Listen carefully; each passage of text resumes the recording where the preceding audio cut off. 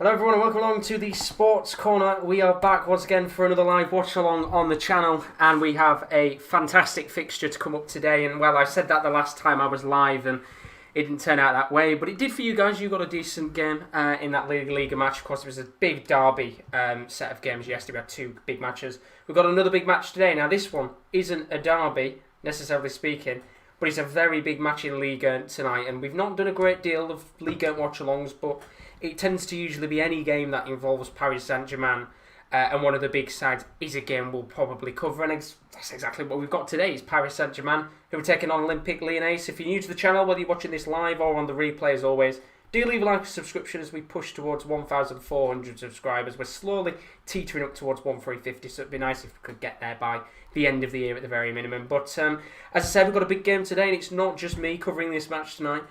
He covered the previous game we did in Ligue 1, and the last time we actually covered a game, it was an absolute mammoth fixture. It's Kieran. How are you doing, buddy? I'm doing alright, mate. How are you? Not too bad. Looking forward to this game.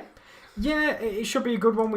We know that the Ligue 1 is pretty much known as the league that PSG dominate, but that's not the case this year, as of maybe 10 games in. So hopefully we will see a good competitive game, and Lyon can give anyone a good run on the day, and hopefully that's the same tonight. Hopefully indeed. I'm going to try and eventually get it so I can actually show the table on the screen and kind of keep up to date with it. Yeah. But as it currently stands, there are only 3 points separating the top 5 right now. It is incredibly tight. And as we go into this match, which kicks off in about 5 minutes' time, of course, Paris Saint-Germain aren't at the top of the table. It's Lille, who played earlier on today. Good 3-1 victory for them. They're at the top of the table as it currently stands. However, as expected, if PSG win this tonight, they can go to the top. If Lyon win this tonight, I believe that they can go into second place themselves, and PSG drop down into third, which is quite interesting indeed. And these two sides, they're coming into this on fine form. We know PSG tend to do pretty well in the league. But Lyon, Kieran, as it currently stands, 10 games unbeaten now. They're on a pretty hot run of form. And to say that they were in the Champions League this season, they're not in it this year. It's on, league form is on their side right now to be up there at the very end of the season. It is, and of course, as you say, they've had no European competitions to contend with, so it's a fresh squad. It's a young squad. It's an exciting squad. Lots of pace in it, lots of talent in it as well, as we've seen with people stepping up over the last couple of weeks. So it should be a good game for them, and if they can pick up a result tonight, I really do fancy them to have a really, really good season in Ligue 1, because these are the games you have to win if you want to be up at the top of the table. Absolutely, it's going to be a big game indeed. As I said, it kicks off in just around 5 minutes' time. So what we will do, of course, as always, is we will go through those lineups. We'll talk through the teams. We'll make our score predictions, and as always, put in the chat your score predictions for today's game, because of course the last time we covered Paris Saint-Germain, it was a 3-2 defeat for them against AS Monaco. Do you think, with this Lyon side, who look in hot form right now, that maybe we could see something similar, even though PSG are at home this time? Yeah, I think we won't see some of that. That was an insane game with some insane moments, and everything everything you'd ask for a perfect watch along kind of came in that game. To be honest with you, so I'm not expecting anything that drastic, but I think Paris Saint-Germain will come out with a win. However, I'd like it to be a strong competitive game and Lyon have a flurry of chances, but I don't see a 3-2, sadly. It's going to be interesting because, to be fair, there has been a lot of games in Ligue 1 this season, which is supposed to be the League of Farmers, what everyone calls, that have been really good. Of course, that Monaco game was fantastic. Monaco, when they came up against Lyon, was probably the best game of the season. Not for me. In terms of, well, not for you, but in terms of the actual game itself, plenty of goals in that. And right now, of course, there's so many teams on hot form, it will be interesting to see how everything goes. But let's go and have a look at the lineups, of course, before this game kicks off in a moment. And let's start off with the home side today, which you can see is a 4-3-3 for Paris Saint-Germain. Taylor is in goal. You've got a back four of Bakker at left back, Florence on the right, with Kimpembe and Diallo in the middle. You've got a midfield three of Paredes, Depay and Verratti, who's finally back from a long-term injury. Of course, we've seen him over the last kind of week or two in the Champions League, coming back into the PSG side slowly but surely. And then up top is, I would have said the ever-present front three, but I would have said the ever-present two right now of Neymar and Keane. And Angel Di Maria is up top today. Kylian Mbappe is on the bench. We'll look at the bench in a moment. He was not training with PSG a few days ago, hence why he's on the bench today. But no doubt, Di Maria being a fantastic player for PSG, a really good servant. No doubt he could maybe bring something to this team tonight. Yeah, definitely. He's been at the top of his game for so long now. Even during his short stint at Man United, didn't go for the best for him, but we know how good of a player he is. He is genuinely world class. There's no reason why he can't have an impact on today's game. Unfortunately, no Mbappe for PSG, but Moise Keane's been brilliant since he come. He's set the Ligue alight really with how impressive he's been. So it's a ever dangerous front three for PSG and a dangerous team altogether, because I think that's one of the best 11s they've put out this season. I think it is indeed, and well, as we said, they've got Mbappe on the bench as well, which we'll talk about the benches in a little bit. So they've got somebody they can bring on who will no doubt bring something to the game depending on what the score is in a little bit. The players are out on the pitch now, but let's have a look at the away side as well. That is not the away side. Let me just very quickly change that. That's 4-4-2 from yesterday. This is the away side for Lyon tonight. There we go. It's a 4-3-3 for Lyon. It wasn't the Atletico Madrid team, although that'd be a very good game on paper. Lopez is in goal. Back four of Dubois, Marcelo, Jason Denayer, and Maxwell Cornet. Midfield three of Lucas Paqueta, Thiago Mendes, and Houssem Aouar. And in the front three of Toko, Ekambi, Memphis, Depay, and Kadewere. I mean, it's a fantastic team on paper. Yeah. We said, well, PSG have got probably one of the strongest lineups on the pitch this season. Mm-hmm. Would you say that this is Lyon's strongest lineup? Because Moussa Dembele, a player who was on fire for Lyon a few seasons ago, is nowhere to be seen in this team. Yeah, but it's good to have an option off the bench. To get far in these leagues, you need a bit of depth, and bringing a player like Dembele off the bench, it's like they're not comparable at all. But bringing Mbappe off the bench, bringing some fresh legs. Lyon want that in the team, and I think with having Depay up front, we know how good he is. He is absolutely world class.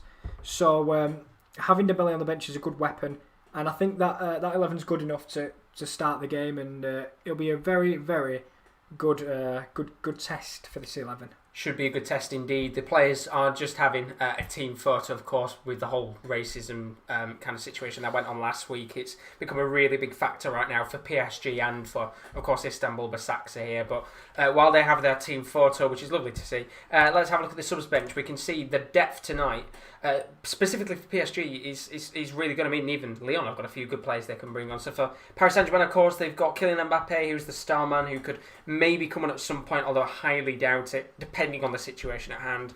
They've also got the likes of Rafinha, who's done very well since he joined on a free from Barcelona, and Herrera, the former Manchester United man, Idrissa Gueye as well. So they've got a few players they could bring on at some point in this game.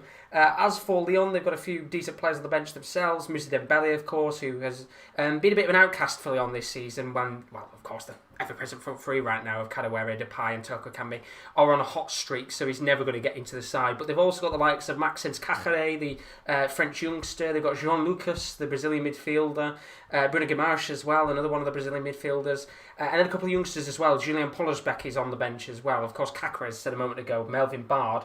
And then they've got the likes of Descaglio. Is there anybody, apart from Mbappe, who could maybe come on in this game? Mbappe and Dembele, I'm going to say. Anybody apart from those two that could maybe come on in this game and make a difference depending on the scoreline? Yeah, I think Rafinha is one of them that I think he can really make a difference in a game. I think he's got the creativity, and we've I don't want to say we've jokes about him, but he's kind of been one of them players that's found himself at big clubs, and he's really starting to perform in the Ligue. And I think in terms of Lyon, Bruno Guimaraes, I'm a big fan of him, and as you say, the youngsters like Cachere and other players like that, they'll be the ones to come on and bring a bit more energy to this Lyon side. And we'll see how the game goes first, because if they're hanging on, they might bring on Descaglio to shore up the back four. Potentially, indeed. We are underway in tonight's game between Lyon and Paris Saint-Germain. Of course, Paris Saint-Germain, the home side tonight, and it should be a very good game indeed. And of course, we've got to make our score predictions. Well, I've got the score at goalless, which I don't think is going to last long in my opinion. What's your score prediction for tonight's game? Well, now you've jinxed it. I'll go 2-1 to PSG. I mean, I said there's going to be a goal quite early in this game, so I've got to say there's a goal, because I was thinking if I say 0-0, then it's kind of a situation that if it doesn't end 0-0, at least I'm not disappointed. I'm going to go for a 2-1 Paris Saint-Germain win. And I feel like Lyon are going to score first in this game. It's going to be we've gone for the same prediction. 15 minutes. We've gone for the same prediction. Let's go. Yeah, I went 2-1 PSG as well. There we go. Well, hopefully our predictions are maybe wrong and we get a few more goals in this game. But we are underway. As I said, put your score predictions in the chat as always. It's a fantastic match to watch tonight. As I said, these two teams really on a hot form right now. In fact, the last game they played against each other was Paris Saint-Germain 4, Lyon 2, which means if it could be like that tonight, we're in for a treat of a Ligue 1 game. Yeah, the last games we've really watched of Ligue 1 was the game with the 3-2, and the one I watched before that I think it was 4-2 against Monaco, or 4-1 against Monaco. I think it was 4-2. So there is goals in Ligue 1. There's also red cards in Ligue 1, Josh. They do love a red card. So hopefully we don't see one of them soon. But as you say, good attacking football on show was what I was meant to say there. Absolutely, and as you said before, the referees in this league have a tendency to bring out red cards at free will. In fact, they were showing us before this game kicked off, the previous game that Lyon had played, one of their players was given a straight red for a dive, which usually you wouldn't see in any other league, but the league, they like to be rough with the red cards, and although it makes some games interesting, it becomes a bit of a nuisance when you see how many red cards have come out in this league in comparison to the top fives. Yeah, and how many, unjust or maybe, a little bit questionable, and it does ruin the game sometimes. And I think we've had games in the past. I remember when we did the Champions League watch-along, and it was Real Madrid playing in their game, and the red card just killed it from, minute 1 when Vidal got sent off. So hopefully we don't have that tonight, and we can have a competitive game that keeps us enthralled for 90 minutes with 11 on each side. Fingers crossed. Oh, well, if we could have 9 on each side, a few red cards here and there to make it even more interesting. But in this first opening minutes, it's Lyon who are coming forward first. It was a good chance for Kadewere to get forward there, but it looks like Kimpembe has been adjudged to have been fouled in that situation. Yeah, he made a great sliding tackle, and I think Kadewere, grabbed him back as he was trying to get back up to his feet. Great defending from Kimpembe, and he's really stepped up in this PSG defence. Marquinhos now likes to play either a midfield role or he's alongside him, and Kimpembe takes the captaincy.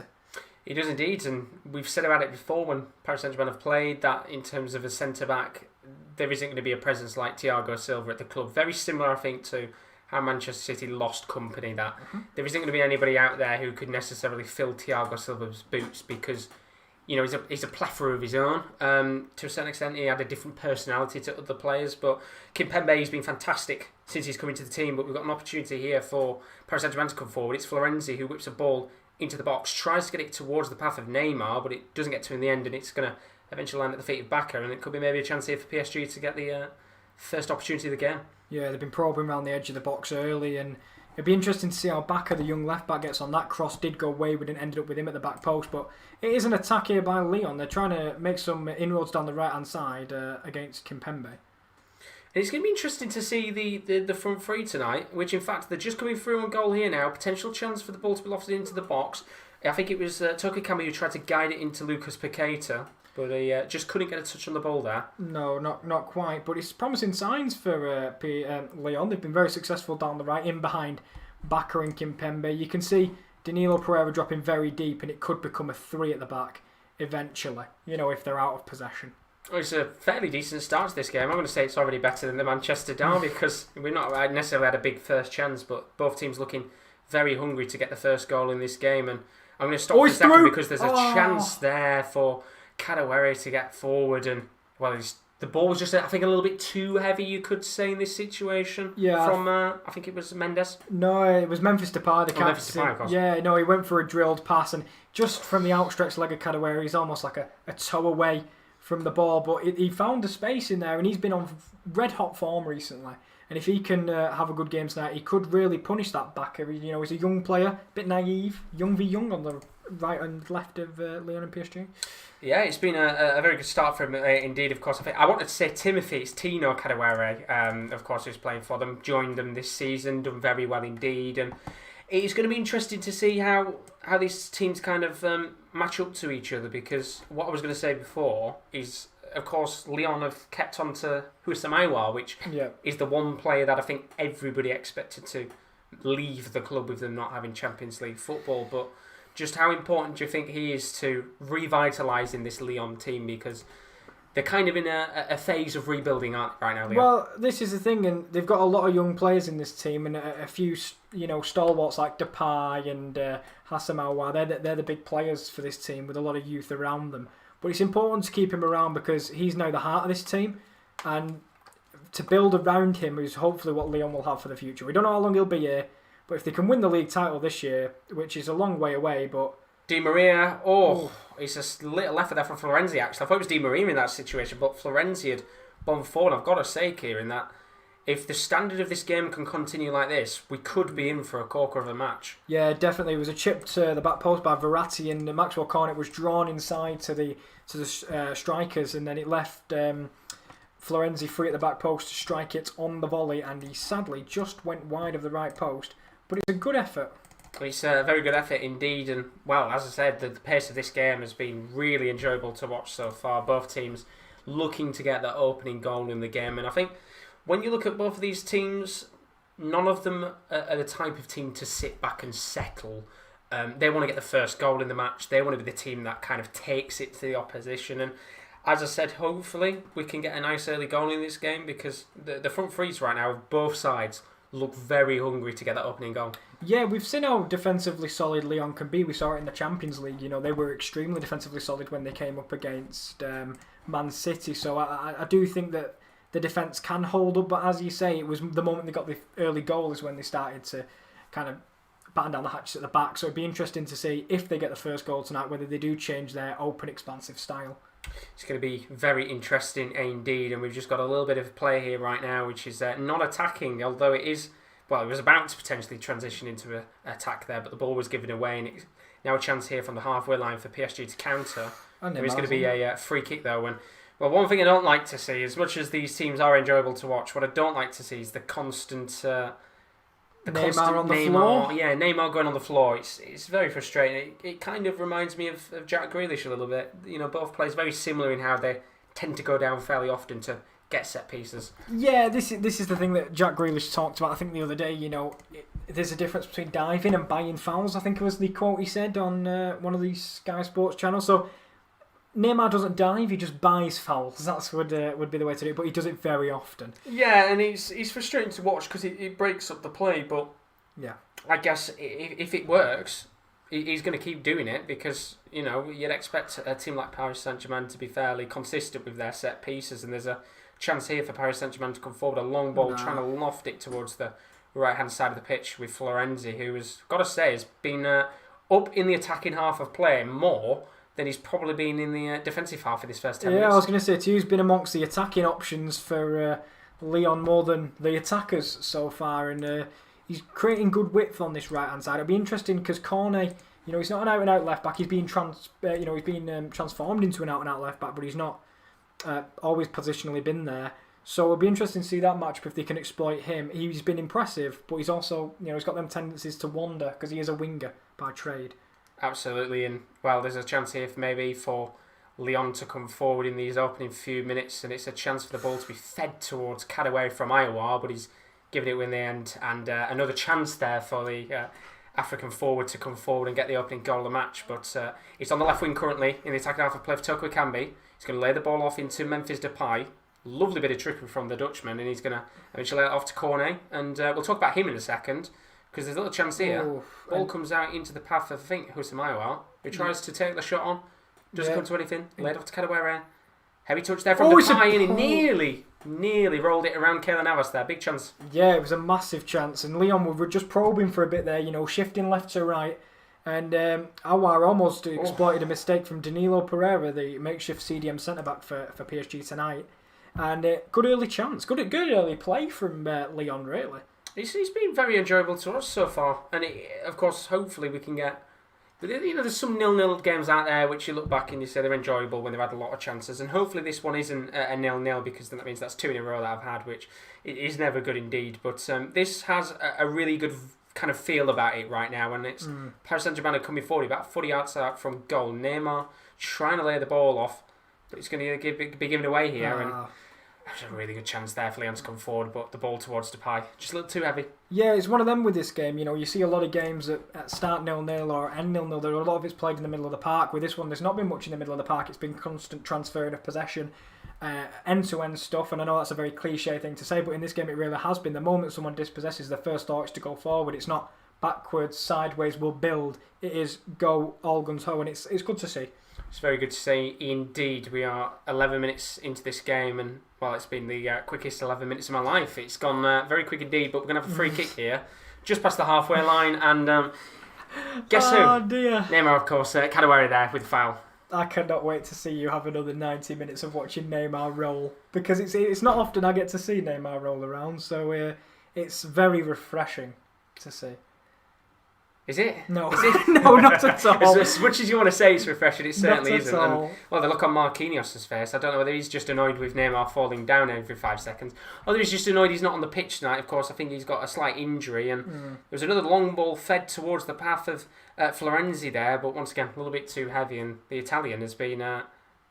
well, he's been alright so far, just not had the right balls put towards him there from his Italian teammate, Marco Verratti. Yeah, that switch ball's been on all the time. That was a switch ball in the box that led to a Florenzi volley, which almost found the back of the net. And in the game so far, I think Florenzi's been the kind of the Achilles heel of Lyon, but you saw the plethora of people that aren't in this PSG team at the moment. Icardi was sat there, Juan Bernat was sat there, Marquinhos was sat there, and this is a very, very strong PSG team. It's a very strong team indeed, and I think there'll be a few of those players there, specifically the likes of Icardi and Bernat, for example, thinking, how do I get back into this team right now? Because when Icardi, when he first joined, was on fire. It was the reason why they spent the big bucks to bring him in, but ever since they brought in Moise Kean, he's been on fire himself, and you can't drop a player like that right now, hence why he's always in the starting 11 pretty much every single week. And for Icardi, you've got to kind of feel for him in a way, because he probably thought when he permanently joined he was going to be the main figure up top with Neymar and Mbappe. Well, this is the interesting thing, because then where does Di Maria go? They've got so many attacking options to their disposal. It's how do you fit everyone in there? Luckily for them, they're two different players and they both bring something different. But Toko Ekambi has been freed on the left-hand side by a lovely through ball, and he'll square up Florenzi and cut inside and get dispossessed.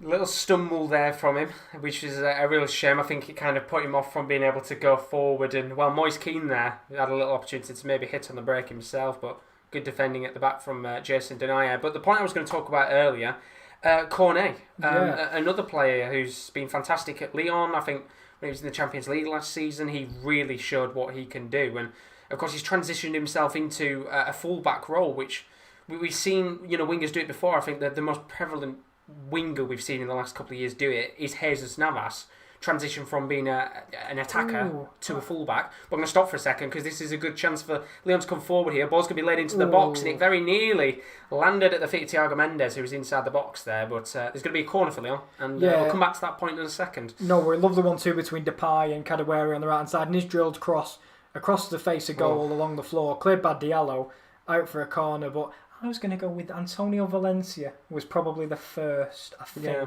But we're seeing it more and more, because teams have, wingers are second to none at this point. And to get a good as well, another one who's done it.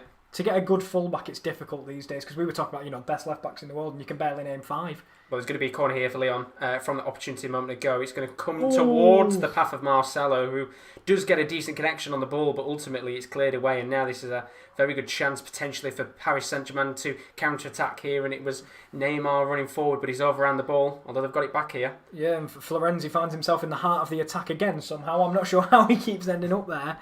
But the pass to Neymar is wayward, and he is not happy. No, he's very frustrated, as you would expect. But as we said before, there's a lot of players in the past who've been able to, in the last couple of years specifically, have been able to transition from being a winger into a fullback. And Maxwell Cornet, he's done it very, very well, because, of course, for Cornet, it wasn't necessarily a position he wanted to transition to. When we have to remember, it was a long-term injury to their left back previously, which caused him to go into a full-back position. And you've got to say, it suits him now. Yeah, and it shows the belief that Leon had in him to get rid of Macal and say, you know what, yes, you're an experienced international, and we do think you're a great player, but we don't need you now. We have our left-back for the foreseeable, and I think for Cornet, he'll just be happy to be getting regular game times, because would he get in this front 3 right now? No, he wouldn't. So it's one of them where you're happy to be anywhere on the team sheet as long as you're playing games, and for Lyon, thankfully it worked. And it proves just how diverse he is. I'm going to stop for a second, though, because this is a chance for Paris Saint-Germain to come forward. Florenzi lays a ball into the box towards Bakker, who tries to connect on the volley, but a little bit of awkward positioning there from the Dutchman. Yeah, that is a left-back's attempt at a shot there. But full-back to full-back, you've seen how high they're pushing up the field. There's lots of space for Florenzi. We're heaping a lot of praise on Cornet, but there is lots of space for the right-back from Italy on this right-hand side. So maybe they found a weakness in this Lyon team, but so far it's just been trading shots. Really, it's like a boxing match. As indeed, and you can see the frustrations there from Tuchel. You know, you've got to at least connect with that. But it's a very impressive nutmeg cross in the end from Florenzi. But a little good chance there for Paris Saint-Germain to come forward in these first 16 minutes. And you know, as you said a moment ago, the licence for these two fullbacks to get forward right now is probably a worrying sign for Lyon, because we haven't seen anything of Di Maria so far. No. Because Florenzi has been so far forward. And once again, it's going to be PSG come forward. He's back of the left back who tries to lay a low-driven cross into the box towards Keane, but good defending there from Marcelo. Corner for Paris Saint-Germain. Yeah, it's the fullbacks that are really causing Lyon all sorts of problems at the moment. The threat is really coming from either Bacca or Florenzi. More Florenzi, but you know, Bacca's doing his fair share. And that's something that maybe if you brought on Levan Kazawa, he's more of a defensive-minded left-back, so that's why the youngster gets the nod. Been getting a lot of game time recently as the young man. As indeed. Well, the corner's been taken short here. Lovely bit of trickery in the end from, I think it was Angel Di Maria, but ultimately hits the side netting, and the ball was out of play probably before he even hit the side netting anyway. Bit poor there from the Argentinian. Yeah, he went to go around the outside, and then he's slipping as he tries to put the ball into the box, and it complete miss-hit from the Argentinian, but you know, we're 17 and a half minutes in now, and to be honest, you'll be happy if you're Lyon. You've had a really good start, and hopefully they can keep this up. I think both sides will be quite happy. Do you know what? It's quite weird, because this is the very opposite of the Manchester derby, because if you watch the Manchester derby, you watch the live watch-along, you'll know that was just an incredibly poor game for a 0-0 draw. There was a lack of opportunities, and I'm pretty sure I said on that exact stream, you know, sometimes you get 0-0 draws, which of course this currently is right now, that are really good. You get a lot of opportunities. I said about the Inter-Shakhtar game where it was nail-biting stuff till the very last second, and this is a very good 0-0 draw so far, and I can't see this game ending 0-0.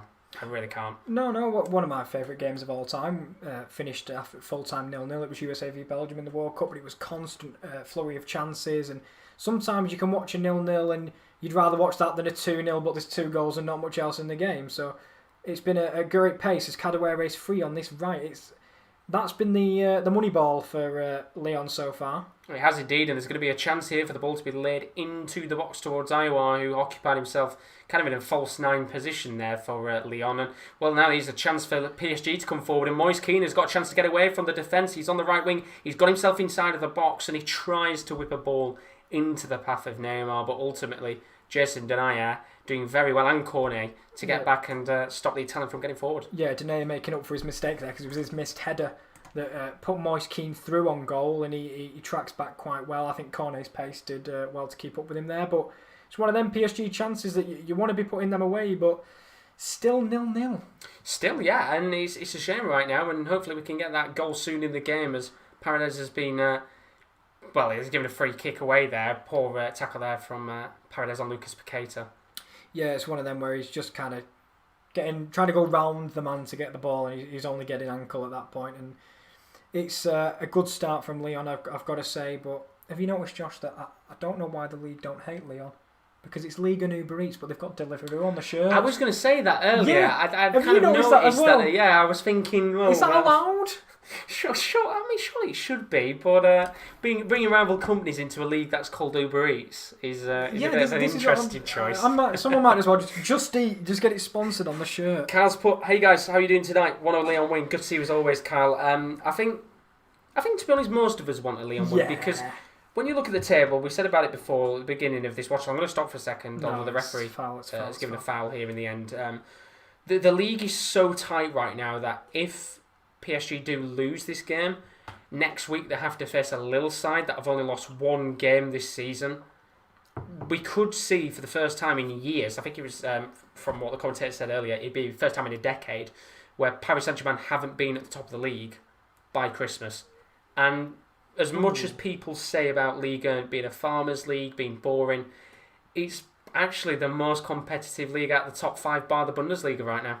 Yeah, it's quite incredible, but in terms of, the talent today, could you imagine if Lyon pick a victory? And they might, because Aouar slipped past one, he's found Toko Ekambi on the left-hand side, he's going to draw, it's terrible. What a great chance. It's a corner. It is a corner indeed, and well, I thought for a second there that pass from Paqueta there is lovely, and I thought for a second, I just thought he's going to take the shot on, try his near post, have that first real big chance of the game, but ultimately He decides to try and lay it off to Depay, and it's just a bit of a heavy pass. But he's going to get a corner here. And they took it quickly, and it's going to be a handball, and it will be a free kick right near the corner for Lyon. And I tell you what, it's been a great start, and they might need to, put one of these chances away, because you don't want to rue these at the end of the game. No, absolutely. But at the same time, in a game like this, will both teams take a point, knowing that they're in such a tough position right now? I mean, how the table's looking. Will they take a point? I mean, we're only 20 minutes in, so, maybe in about an hour's time we'll be talking about if teams kind of shut up shop. But right now, Lyon have a chance to make sure that PSG don't shut up shop in a game like this and open the scoring in this match with that free kick from the handball. Yeah, we'll see on this right-hand side. They have got some players in the box that can get their head on it. Denayer, Toko, Ekambi, Marcelo, quite a few players. And if it comes to the edge, they've got Aouar who can strike a ball quite well. We'll see what they can do from this. Big opportunity in the game. Ball is going to be lofted into the box by Lyon, and they tried to get it towards the path of Kadewere, but doesn't come to anything in the end. And Toko Ekambi, what a save! Good save in the end there from Navas, but he was flagged as offside. Yeah, Kadewere watched the ball come over, which was Aouar on the edge of the box, and he took it first time on the volley. It was a great strike and a great save from Keylor Navas. But yeah, the defence of PSG got out well. And ultimately, this game now... sorry, John. Ultimately, this game for now, of course, you've got to play to the whistle. We've seen that rule, that fucking stupid rule that comes into play of, you've got to wait until a phase of play is finished. Yeah. We've seen it in the past. John Joe Shelby, I remember these goals about a year ago when, the players stopped playing completely and, somehow Newcastle were gifted the easiest goal that they're ever going to get. Situations like that, you just play to the whistle there. And it's a good chance from Kadewere, but... Keylor Navas is alert, even in the situations where the ball's being flagged as offside. Well, that's it. If you're a goalkeeper, it was like the one you talked about, the Shelby one. The goalkeeper gave up and, just let him kind of slot it past him. And that rule has kind of put everyone on edge. And now you've got to keep playing to the whistle constantly. Whereas in the past, you used to, if you were wholeheartedly believed it, you might get the referees, the assistants help. It's one of them where when you used to play kids football, your manager would always tell you, shout with your hand up. Yeah. And they might give it as offside just because you've shouted with your hand up. And, the thing is, the referees don't have 100 eyes. They cannot see everything that's going on the pitch. And, even having a fourth official and linesmen and stuff, they still don't see what's going on. Well, if we're being honest, you can still add VAR into that conversation because even sometimes we know that doesn't even know what's going on half of the time. But it is one of those where this isn't a scruffy game. It's a very well-paced match so far. Lots of attacking opportunities and... We might have a chance here for Lyon to come forward. Lovely run from Dubois from the right back position, and he's going to continue his run here. But ultimately, it's a chance for Depay, although the ball's just a little bit too heavy, and Keylor Navas gets the ball there. Everything's a yard too heavy for Lyon tonight. That final ball has not been able to produce, but it's a great run by Neymar on the left. He fancies himself for pace against Marcelo, and I don't blame him. I think he might fancy himself to go all the way here, which he tries to get around the defence, and ultimately, in the end... Lyon are going to have to clear it away. Dubois gets it away in the end. And that was a good chance there for Neymar to show a bit of his classic trickery and skills that we know and love him for. Yeah, real first chance of the game for Neymar to get involved. He's as he flicks it round the corner to Verratti. Growing into the game, you'd like to think Neymar, because he is one of them players that can take a game by the scruff of the neck and really light it up. And I think PSG are waiting for that today. Yeah, and ultimately, he's the biggest player on the pitch, isn't he? Let's be honest. He is the one player that... PSG are relying on in games like this to come to life, and ever since he's moved from that left wing position, he now predominantly plays as a striker and a central attacking midfielder, which we can see right now they are playing two up top with Keane and not Mbappe, Keane and Neymar. He's kind of been able to have a bit more flexibility in his skills and things like that. And look, as much as we say about him constantly diving all the time and falling over, he is a joy to watch. He is. When he's on 100%, he's brilliant. But Thiago Mendes finds a lovely switch to Maxwell Cornet on this left-hand side. And for Lyon, they've had some very good passages of play themselves. No one has done the trickery that Neymar can do. But in terms of passages of play and nice, quick pass and move in the middle of the park, I think Lyon might have been the better side in that aspect, to be honest with you. I would agree with you. I think it's been I think Aouar's been that kind of piece of the puzzle right now that's done very well for them. And it's... Lyon have got the ball here, and it's Toko Ekambi with some skills now. Saucy player. He's going to lay the ball onto the right-hand side of the pitch. And a bit of pushing and shoving there between Baka and Kadewere, and ultimately he's going to go play for a goal kick. Yeah, Baka shepherded him well. Kadewere was trying to go for the 1-2. It was a bit of argy-bargy, but nothing massive. I mean, you can see Kadewera's a bit bemused there in how that's not been given as a free kick, but ultimately it's just good defending in the end, isn't it? Yeah, I'm not sure that I agree with his sort of sentiment that he was, fouled. I think it was just a little bit touch and go, to be honest with you.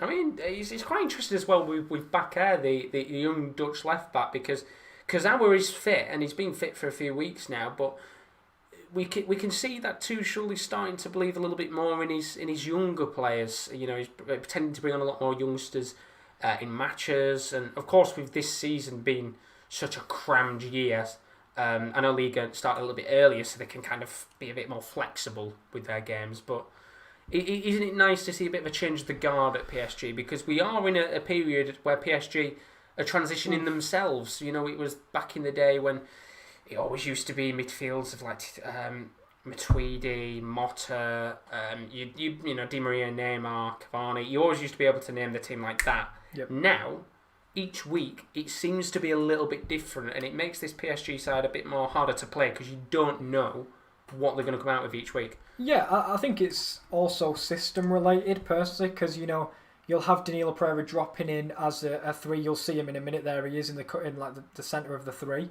And then that he needs the wing backs to push high, and I don't think Kurzawa's a wing back. I really don't. I think he's an out and out left back, and I think Juan Bernat can be a wing back alongside Bakker. So it's interesting to see where Kurzawa might see his future. He might drift into centre back maybe in the future. I'm not sure, but it'll be interesting. Got a chance here for PSG to come forward.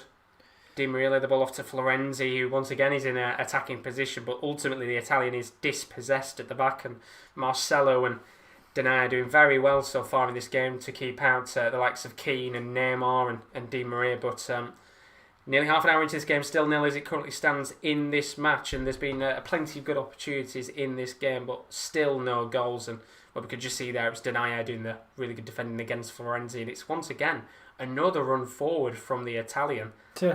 I bet he never expected to be at Paris Saint-Germain. No, he's an interesting one for me because, for example, at Roma, they've got a few decent right backs over the past couple of years. They've had Bruno Perez. I remember when Rick Karsdorp was a decent right back, but Florenzi was always a step ahead, and you'll always remember his goal against Barcelona in the Champions League. And he is a brilliant player, but there is a change here. Abdou Diallo coming off, and Taylor coming on. Of course, assuming that it's an injury in this situation, hopefully nothing too serious, but an early change in this game from Paris Saint-Germain. And whilst definitely not a tactical decision, I think it's a very unwanted substitution for Tuchel to make within this first half an hour of action. Yeah, I'm pretty sure that in terms of PSG, it's purely based on injury, because I can't imagine Diallo's not been bad, but he was walking kind of slow when he came off, so I'd expect that to be an injury-related thing. But Kera's a good enough replacement. Oh, absolutely, and we've got a long ball here towards the path of Kadewere and Depay. It is going to come to Lyon here in the end, and it's a good chance for them to drive forward. And you can see the numbers back for Paris Saint-Germain right now. There are 1, 2, 3, 4, 5, 6, 7, 8 players currently in their own defensive half of play, and they know that this isn't going to be a walk in the park. Paris Saint-Germain this season, as of right now, is unlike any other season. All the teams that from the past have been struggling, the Monacos and the Montpelliers of the last 2 or 3 years, are doing very well right now. And we saw at the beginning of the season when they lost a lot of players, PSG didn't look like the team of old. And if we're being honest, they still don't look like the dominative PSG of old. I know what you're saying. I know they're not blowing teams away, but we can say that about Man City in the Premier League. We've seen that plenty of times. I think they've lost 3 games already this season. A lot of them came at the start of the season when they were weak. But losing 3 games, that doesn't really happen to a PSG side, and that's so bizarre to say. 3 games, terrible season from PSG. Which is how mad the season is. But there's going to be a free kick here for Lyon, about 45 yards out.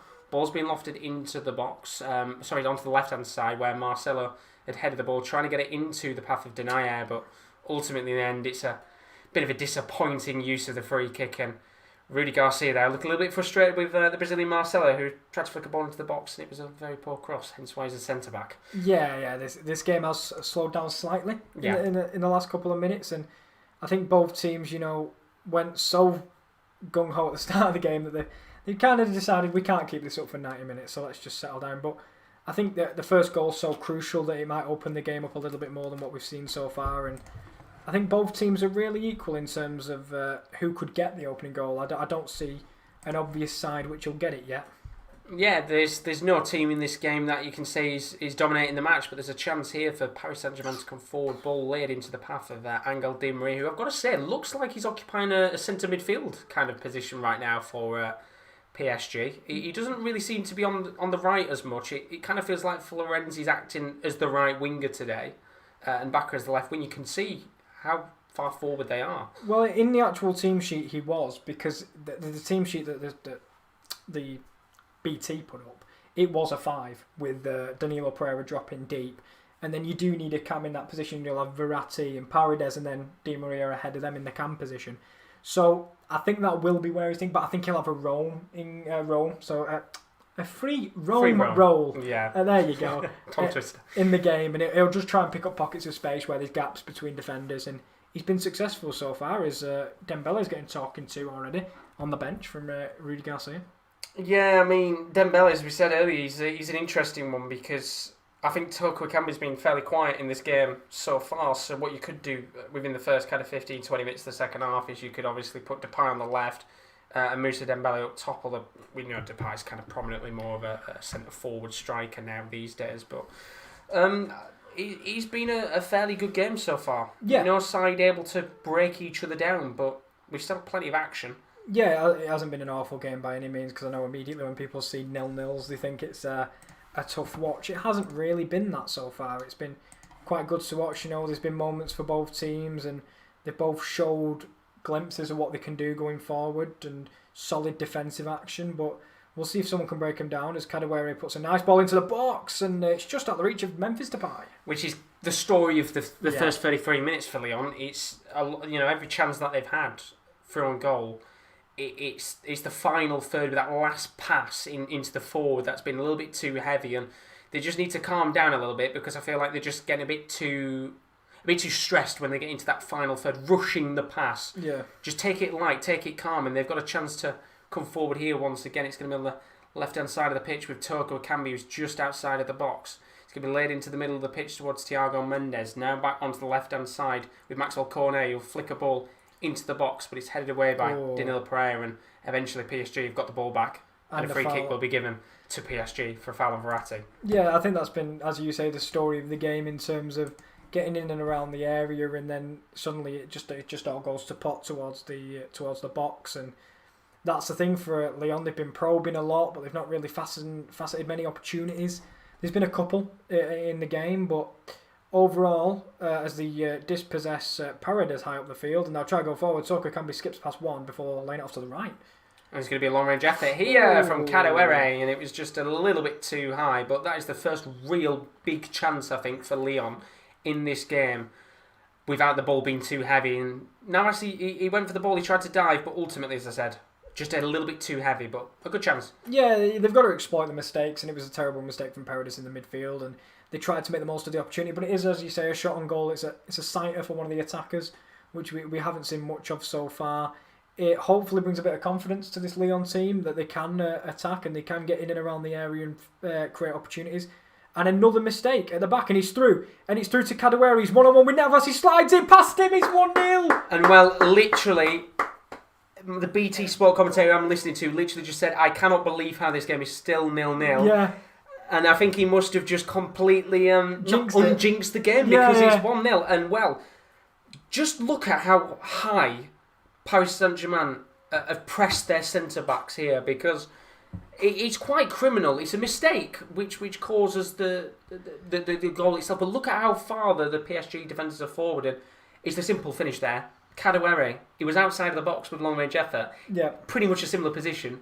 He drills it low. 1-0. Well, this is the thing. We said early in the game that it was going to take, for example, a mistake from PSG to get in and capitalise, and that's what they did. The earlier mistake from Paredes, they didn't quite capitalise on, but that's one from Kimpembe, a miscommunication between him and Paredes, and it freed up Kadewere, who's on fire this season, and he slots it past Keylor Navas. 1-0 Lyon, and now this does open it up, I do believe. It does indeed, and it'll be interesting to see how Paris Saint-Germain go into this kind of last 10 minutes of action in this game, because it's nothing more than Lyon deserve, I think. They've been I wouldn't say they've been the better of the two sides. I think both sides have been fairly even, but both teams have had enough chances in this game to get that first goal, and as you said, now we've got that first goal in the game.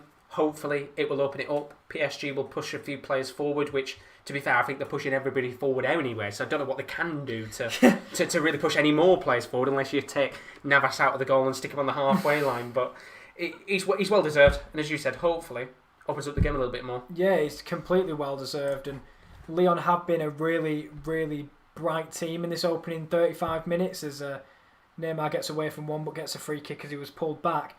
It's time for them to step up now, this PSG team, because Lyon have played their style and have been very successful so far, and PSG not creating much. No, Really.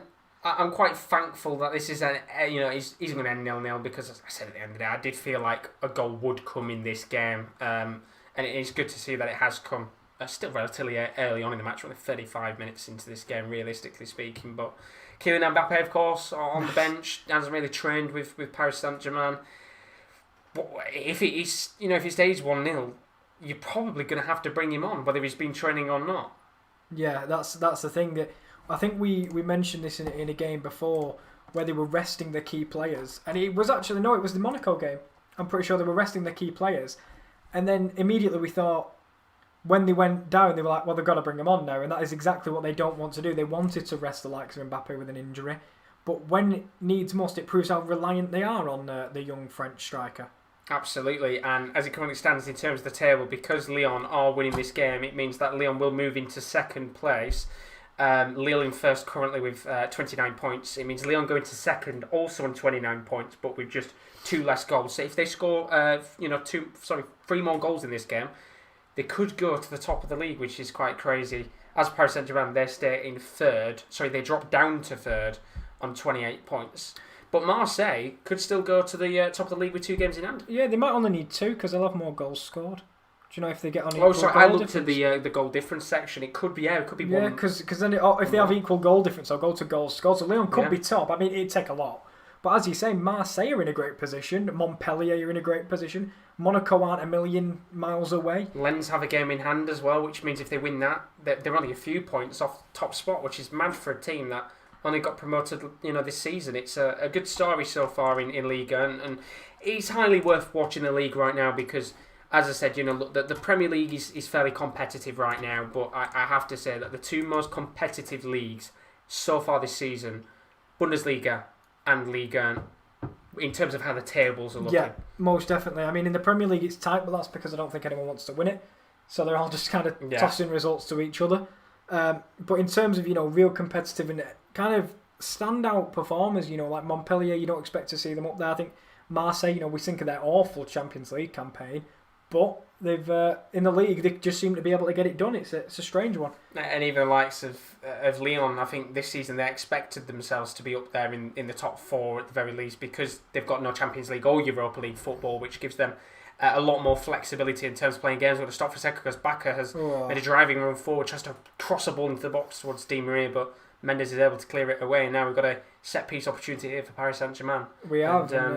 We'll answer your question in a little bit, Kyle, because Danilo Perez come forward and Kara here. Could be a chance to get an equaliser just before the final 5 minutes of the first half. Ball's lofted into the box, and it wasn't really lofted into the box, was it, to be honest? No, it hit the side netting, and I tell you what, for a moment I was like, surely not, but no, it's the side netting, and it's not troubling Anthony Lopez too much. He was scrambling though. You feel that's a little bit of frustration there from Neymar to just take the corner on, and I mean, you can see him right now. I think a bit of frustration from other players into why he's taking the shot. But do you think because there's been a lack of opportunities, he just thought, I'm going to go for it? I don't know. I hope it's that, and not that he didn't mean it. I'm kind of hoping he meant it, because if he didn't mean it, then that is a horrific corner from a man of his talent. But as you say, he seems very irate with one of his teammates, or maybe multiple, and they're angry with him because it's an awful chance. You bring your big men forward and you hit it at the near post, and not even towards the near post, it's out of play already. So poor from Neymar. It was a real waste of an opportunity there. But Kazas, do you see PSG going to the Champions League final again and maybe winning it? One day. This season's difficult because I think Bayern Munich is so good that they might win it again. But one day I do think PSG will get over the hump and finally win it. Do you know what? It's interesting because I'm pretty sure we talked about this, and I think it was me and Rowan a few weeks ago. Somebody asked us a very similar question. Was it not us during the Monaco game? It might have been. I know. I feel we spoke about it before. Yeah, there was one point where I'm pretty sure the question was answered. Do you know what? From that point, I'm going to stop for a second though, because Bacca's going forward here. He's going to whip a ball into the box. It's a good cross indeed, trying to get it towards Florenzi, but ultimately it's Cornet in the end who's able to clear the ball away. Although, it's going to be a Leon throw in that situation. I actually think my viewpoint's changed a little bit from a few weeks ago, because we sat here and I said I don't see PSG winning it for quite a while, but if you look across the leagues right now, and I know this is going based on league form and everything can change. Yeah. Bayern Munich are going through a little period here where they are dropping points in certain games. They dropped points against Union Berlin this week. Yeah. They dropped points, was it last week against Stuttgart? I think 1-1, I think. I can't remember. They dropped points at some point. Paris Saint-Germain could drop points tonight. Barcelona have looked pretty poor. Real Madrid have struggled at times. Juve are doing all right, to be fair with them right now. I've kind of, as it currently is, which I know obviously we're in a Christmas period, although I'm going to stop for a second because there's a chance here for the equaliser, and I thought that was in the back of the net. No, when it was fullback to fullback again, it was Bacca with a lofted ball and it evades everyone in the box, and Florenzi's there to strike it on the half volley. And I thought that was in, the power on the shot there. Yeah, Lopez had to get a real strong answer to it to deflect it away from his goal rather than behind him, and he does, and it's a corner to PSG. Di Maria will have this one towards the back post, and Denea heads over well, and it's going to be another corner. But yeah, he's livened up again here, but I kind of think a lot of these big teams right now, and I know it's the Christmas period, are just struggling a little bit, which will make things interesting going into February, seeing how those big teams are in terms of form. But we've got another corner here for Paris Saint-Germain.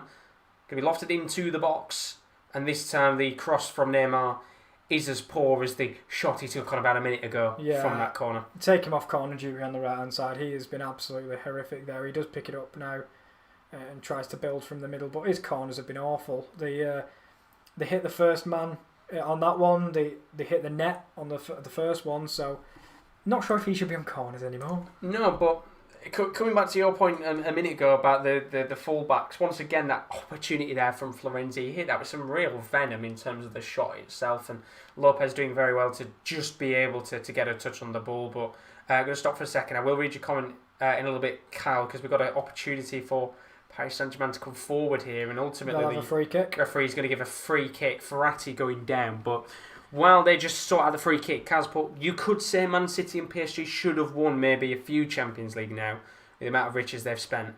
Yeah, they do well domestically, but why do they struggle in Europe? Do you think it's the barrier of the comebacks over the last couple of years from clubs like Barca? Because money doesn't buy you team spirit. Yeah. That's what I'd probably go with. It buys you individuals, it doesn't buy you a team. And for me, I agree with you, Kyle, in the fact that, these teams, with the amount of money they spend, they should be getting, I think to me, Man City's the most embarrassing. They've not been past a quarter-final since Pep Guardiola came over. But at least PSG have been to a final, That's only recently. But I agree with you in that aspect. But I just think you can buy individuals, you can spend as much money as you want. But if you're not all together and you don't all work for each other, you'll never win a Champions League. That's my thought process anyway. I think that's a fair point. I'll kind of go through my thought process in a minute, because we are about to hit the 45th minute mark, so we will probably get about a minute or two of additional time. But we've got that free kick here, which is going to be lofted into the box. 1 minute of additional time left in this game. Ball's lofted into the box, and there is a header on it, I think, from Moise Kean, but ultimately Lopez does get a touch of the ball. And it was quite weird because you couldn't see Lopez. It went invisible, didn't it? Invisible, yeah. Yeah, I was trying to see. Suddenly Lopez lost his head, and and I don't mean he went crazy. He's just something wrong with the BT camera. But Di Maria slots it through Cornet's legs and whips it towards the near post. Marcelo clears, and we'll see if Lyon wants to flex their muscles on the counter with 30 seconds to go, and they look like they want to.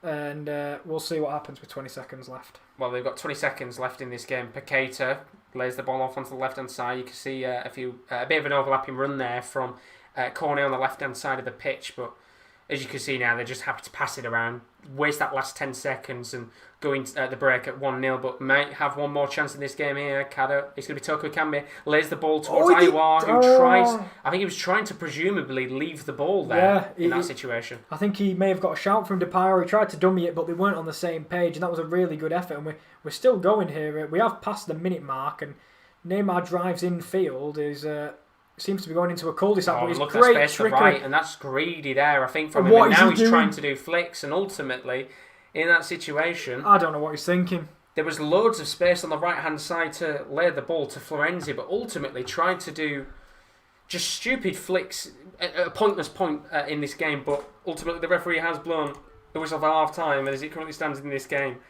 Lyon are 1-0 up, and, they very nearly had a chance, Kieran. Just before half-time, with Iowa's dummy to maybe double their lead and really close a shot to PSG. Yeah, slight miscommunication, but Kadewere is causing all sorts of problems, getting in behind Bakker on the left-hand side. Bakker's been good going forward. Defensively, he's been a little bit questionable. And we saw that, Kadewere is the man with the goal, and that's the difference between the two sides. For me, PSG have really struggled in this opening portion, and we'll see how they react in the second half. It will be a very interesting second half indeed as it currently stands. Paris Saint-Germain 1-0 down to Olympique Lyonnais, and it seems to be that every time we do a PSG watch-along, they tend to lose matches in Ligue right now, and it's been a fantastic game to watch. That first 15 or 20 minutes of action was relentless.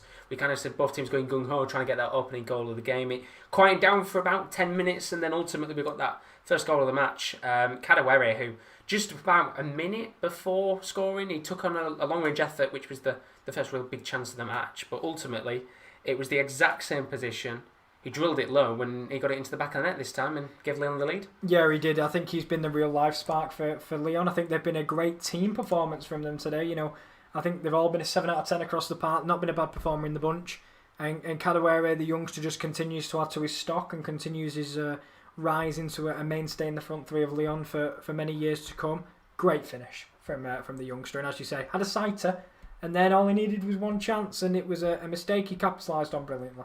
Absolutely. And as for Paris Saint-Germain, we've said about them before, they've looked all right going forward, but they just can't seem to get that first real opportunity on goal. Neymar and Keane have looked very quiet, and quite funny enough, which we'll talk about them a little bit more in a second as well. The two fullbacks, Bakker and Florenzi, have probably been the two best players for Paris Saint-Germain so far in terms of the attacking side of stuff. Definitely, they've been the only ones that have really carried any threat. You saw a little bit by Di Maria, some nice nutmegs, and you've seen, drawing fouls by Neymar. But in terms of out-and-out opportunities, they've both fell to Florenzi. One good save by Lopez and one dragged just wide. So for them, they need to get the front men in the game. I don't know if the system's quite working for them today up top, but it's not really good enough.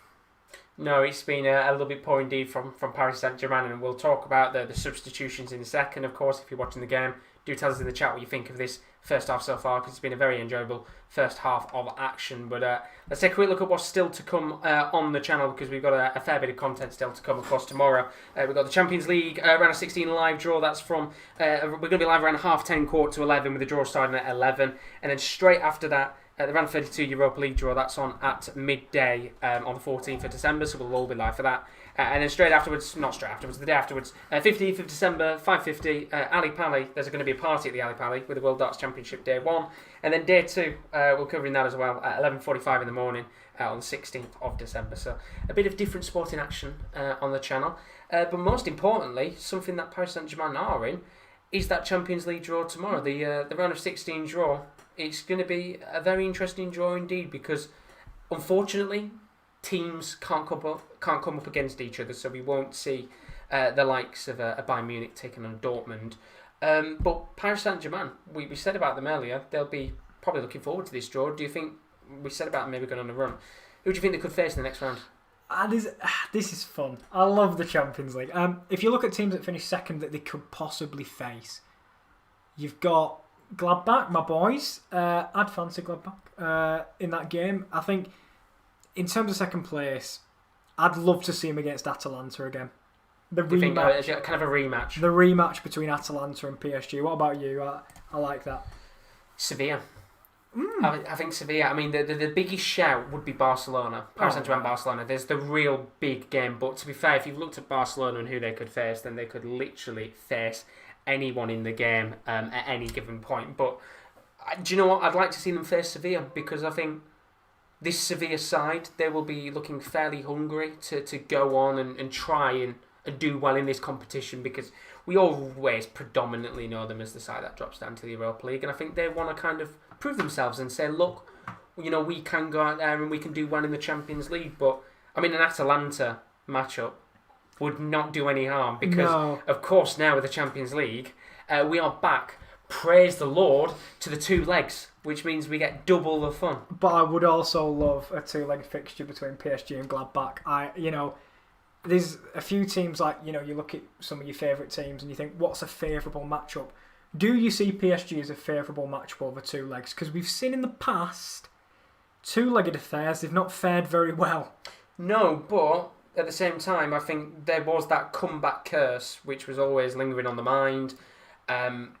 They had that comeback of their own against Atalanta, although it was only a one-leg game. And that's it. They have that experience, and I think Tuchel has done very good for this club. I think he's been one of their better managers in recent years. They've had a few managers in the past. I think Unai Emery is one of them that comes to mind, where he was all right, but he didn't really bring much to the club. And I think they could go on and win a two-legged game, but there's so many interesting ties we could see across the board tomorrow that I'm really looking forward to it. And that's the round of 16 draw, which will be taking place tomorrow. We'll be live around 10:30, 11:15. We'll be live actually before that. There'll be a countdown on stream so you can see all the pots and who can face who. But we'll be live around half an hour, 15 minutes before the draw. We'll talk about all the teams and what we think they could do in the competition. And then we've also got the Europa League draw at the round of 32. And of course, there's one team in this competition that one of us lot, of course, support that are in that competition, Manchester United. Do you think that they could maybe go on and win it? That's quite offensive. I think you forgot Rowan's Slavia Prague. Of course, can't forget about Slavia Prague. Yeah, some of us support elite teams like Gladbach who make it through. No, but in all seriousness, aside from it, they have got the biggest chance to win that tournament now. And Ole Gunnar Solskjaer has come under a lot of criticism recently. There's Ole in, there's Ole out, and whatever. If he wins the Europa League, it might turn it around. Get a silverware in the cabinet. For him, it'll be his first one for Manchester United, or would it be his first one? I believe it would be, yeah. Well, there you go. One of them, they've got to fancy themselves to go all the way and win it, or the other alternative is get out as soon as you can and focus on getting in the top four in the league because it's still wide open, that race. It's one of them with Man United, but they have one of the most talented squads left in the tournament by a country mile. Indeed. That is straight afterwards on the Champions League draw tomorrow. So it'll be a very hectic one. If you watched it last year, I think it was one of our best videos of the year. In fact, early on when we started on the Sports Corner, it got the most viewers. We're going to be live tomorrow. We're going to be in the studio for that one for the first time in what feels like forever, which I'm very excited about indeed. But we'll be live early, as I said. Probably be live around, I would have said about 10 a.m. We'll have a countdown on the stream, and then we'll do a pre-build-up show for that around about 10:30, 11:15. So keep your eyes out for that because it's going to be very exciting indeed. And then, of course, we've got a lot of Europa League talk to do as well.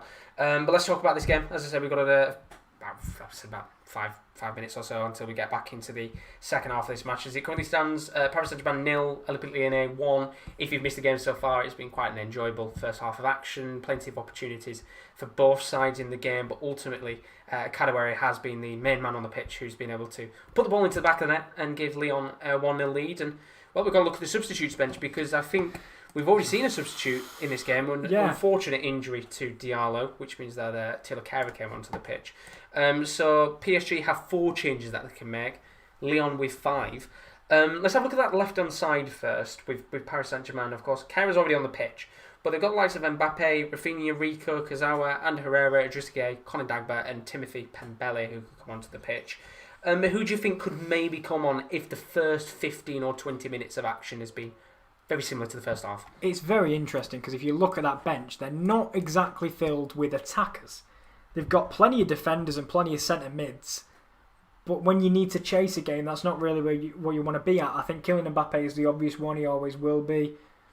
And I think he might be the one to come on and change the game. But as you say, Rafinha brings something creative. Whereas the other ones, they're not a great off-the-bench side tonight are PSG. No, in terms of attacking players, as you said, you could bring on Ander Herrera, who's more box to box, but could bring a little bit more of an attacking side of play. He's quite a creative player himself. But Rafinha is probably that main man that I think will come on at some point in this game to try and change it up. And it maybe could be someone like Verratti who comes off, or Di Maria in the end. Of course, Verratti's only just recently come back from an injury, so you don't want to risk him too much. And Di Maria doesn't tend to, well, I wouldn't say he doesn't tend to have the legs to play, because I think he certainly does, but tends to be the kind of player that comes off in a situation like this. But looking on that right-hand side as well, not necessarily filled with incredible players to bring on, but they've got Moussa Dembele, who's that main man who only a few seasons ago was on absolute fire when he moved from Celtic, of course. Started quite well in his career. Gone a little bit quiet now for Lyon, and I think it's quite hard for him to come into the team with the front three that they've got right now. But what other players could come on from that Lyon bench and maybe make a difference? It's tough because you kind of go very young on the Lyon bench, and you look around and you don't see many that scream out game changer. A little bit like PSG, but many more experienced players on that PSG bench. Whereas we're looking towards Bruno Guimaraes, we're looking towards Maxence Caqueret. Are they players that have turned around a game single-handedly before? But they don't need to. They're winning the game at the moment. So for them, I'm expecting to see, if they are still winning, a lot of like-for-like changes, and maybe towards the end, a defensive sub by bringing in Matteo Desciglio towards the end, I think. Or even bringing on Jamal Benlamri, the experienced Algerian left-back, formerly of the Saudi League, of course. He could maybe come on at some point in the last kind of 5 or 10 minutes to reassure that back line. They've got Jean Lucas as well, the Brazilian midfielder, Bruno Guimaraes as well, who could come on in this game. And ultimately, it's going to be interesting to see what happens in that second half, which will be taking place in just a few moments' time. As it currently stands, it is 1-0 to Lyon. Let's have a look at the comments quickly, see what you guys are saying. Cass may not be happy now as a United fan, but it's always nice to see Arsenal do as bad. They're losing 1-0 so far, which of course we did see that. We've only just seen it a few minutes ago, when Xhaka with a red card in that game, and then Cass put as well Liverpool drawing is very nice as well. This league is very open. Spurs drawing as well. Chelsea lost. So it's a really strange season, but I think Arteta, people will be calling for his head massively now. I know the red card didn't help, but Burnley were nearly rock bottom of the Premier League, and now they've picked up one of their, I think might be the first win of the season. Let me just have a double check while I say that. I think it might be second. I'm pretty sure they picked up one before, but I think it makes sure that they're quite. I think they go out the relegation zone in this situation. They do. But it's a mad league right now. It's very enjoyable to watch, and no doubt Arsenal Fan TV will be very enjoyable to watch tonight if they do lose this game in the end. But it's also a very close league in Ligue 1 right now. It's incredibly fun to watch in terms of all kind of the top 5 sides at the very least battling it out in terms of the table right now.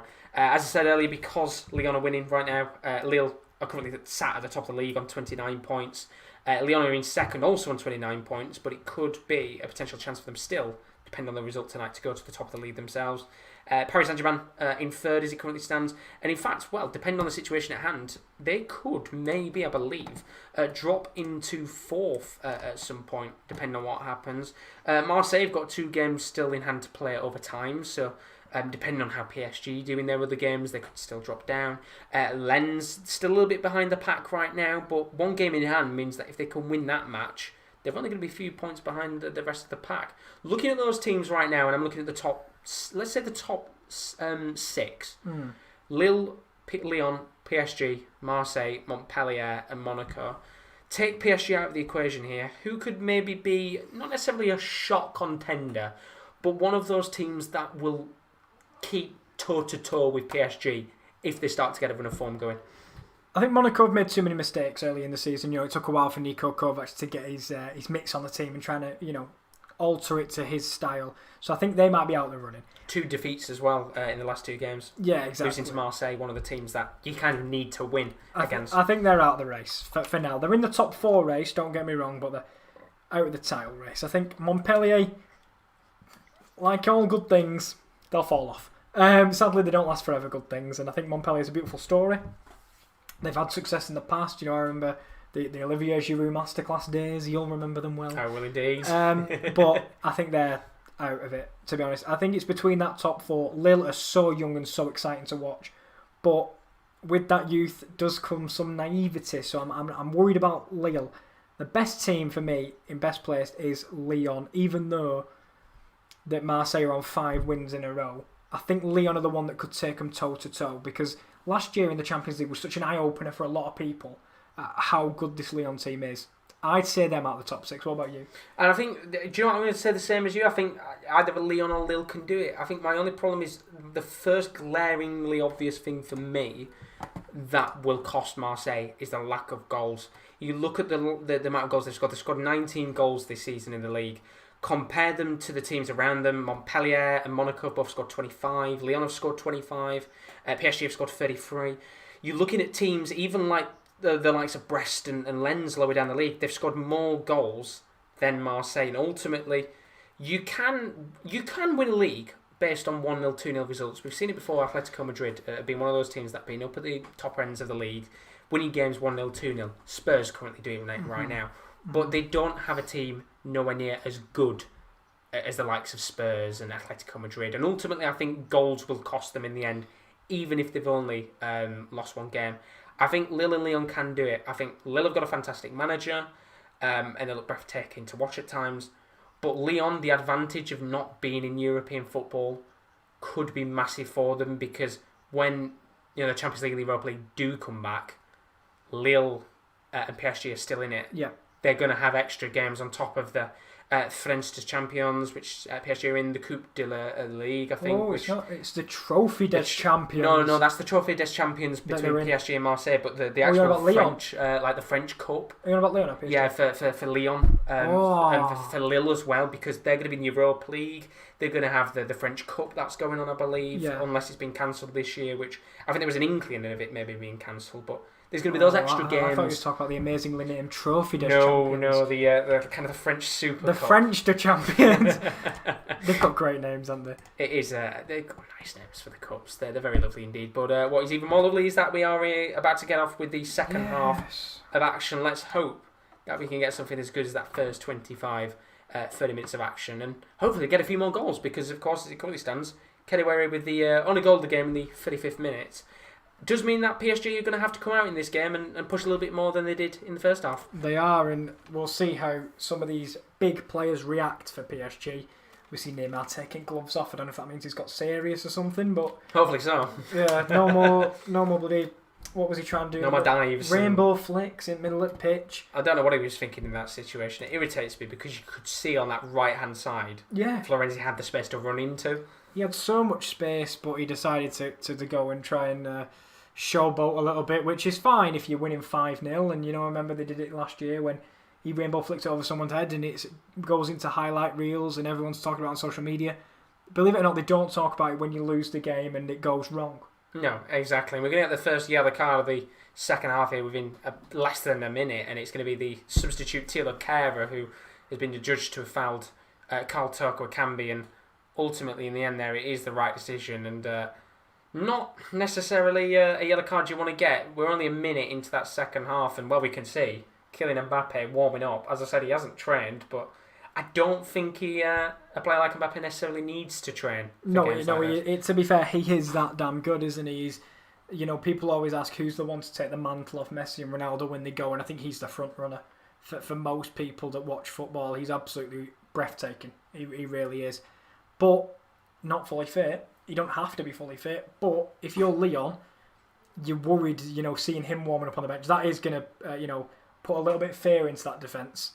Well, we've got a potential chance here for Lyon to come forward in the first 2 minutes of the second half. It's going to be Mendes who lays the ball off into the path of Paqueta. He's made a run forward here. Chance to whip this into the box. There's 4 players currently stood in that box, and Paqueta eventually gives the ball away. And he's an interesting one to talk about, actually, because he was an outcast at Milan, and he came to the club with high hopes. Brazilian attacking midfielder, of course. If we all remember, the last 2 Brazilian attacking midfielders they had that were good were Ronaldinho and Kaká. Yes, that's the problem. Think, when you're coming in with the Brazilian nationality, you're under very high hopes indeed.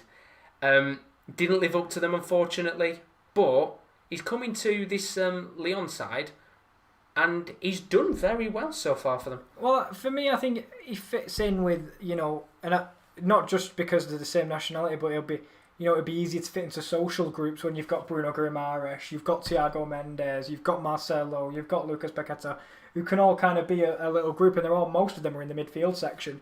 So, it might have been maybe the fact that it took a little while to get used to. You do see players that don't quite fit in. Moise Kean is exactly one of them, and now he's gone to France and he's absolutely fine. So it just wasn't the right fit, I don't think. And I don't know if it's a loan deal, but I think this will be made permanent eventually. It's a permanent deal. Is it good? They've got him on a permanent, yeah, so he is officially a Lyon player altogether. And in fact, I think it's certainly a bit of approval when a player of the past from Lyon, Juninho, was the man that wanted to bring Paqueta into the club. Of course, he works in the back for Lyon, a club legend.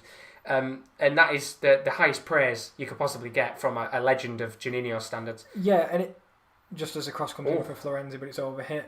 Slightly different role, I would say, for Lyon. He's not an attacking midfielder. They like to have a three in midfield, and they like to have Aouar and, for example, a Guimaraes, or in this chance, Paqueta sitting next to a sitting midfielder in Mendes. So it does give a little bit of freedom to Paqueta to kind of create things alongside Aouar in that midfield. And I think it's just a very complementary fit for Lucas Paqueta. And I hope his career does take off as to where it was predicted before a botched move to Milan, sadly. Hopefully so, because he's still very young, and of course I think we've seen players in the past which have gone to the likes of Serie A and not necessarily done well, moved on and done impressively well at other leagues, but we've got a chance here for Lyon to come forward. Toko Ekambi is going to lay the ball off. Going to be towards Thiago Mendes. Going to go for a long-range effort here, and it was a bit of a... it wasn't really speculative, just a bit of a poor effort straight to the hands of Keylor Navas. Yeah, no run-up at all. He had to do it all off a bit of backlift, and it was very difficult to make that a powerful shot that would trouble Keylor Navas from that distance, and he just kind of lofted gently into the hands of the Costa Rican international. But it's 5 minutes in now, Josh, and again, PSG not seeing much from the attackers. No, and I think that's why we saw Kylian Mbappe warming up quite heavily, because it won't be long before we no doubt see him come onto the pitch, and he's a great player on his day, and he could be the difference maker in the match. But look at the space here to come forward, because there's a really good opportunity for Memphis Depay, and he just couldn't get the right touch on the ball. He's been wiped out in the box, but the referee said to Depay to get up, and that could be something that might be checked by VAR in the end. But I think that is the right decision there to not give that as a penalty. But let's stop for a second here, because it's Paris Saint-Germain coming forward. Angel Di Maria, could be a good opportunity here. Verratti lays the ball off. And I think here there's not really going to be an opportunity for Paris Saint-Germain. But what do you think about that call? Well, I need to see it again, that's the thing, because it was such an intense moment. I just called for it, to be honest, because I was like, oh, please. But again, for Lyon, Depay was in so much space in between the centre-backs. He went to pass it alongside to his supporting cast of attackers, and it was intercepted. But a brilliant attack again from Lyon. And please let us see this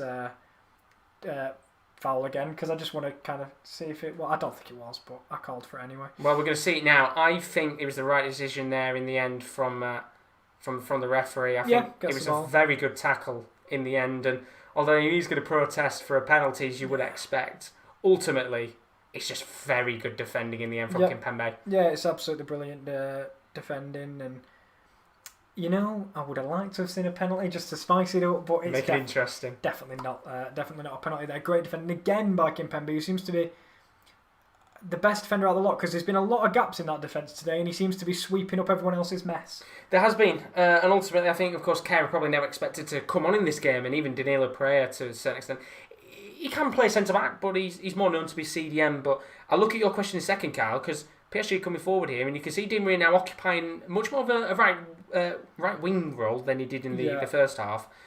Slight tweak of system, do you think, from PSG? I definitely think so. I think it'll be either I think they'll go to a 5-2-3. Still having the wing-back supplying the width, as we'll see here, as Back keeps the ball in play.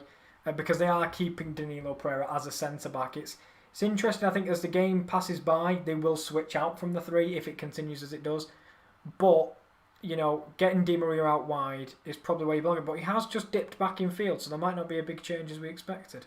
Well, PSG getting the ball here. Bakker currently occupying a position on the left wing. He's going to lay the ball off in the end to Neymar, who tries to pass the ball off to Keane, and it's good defending in there by Jason Denayer, who's done exceptionally well at the back.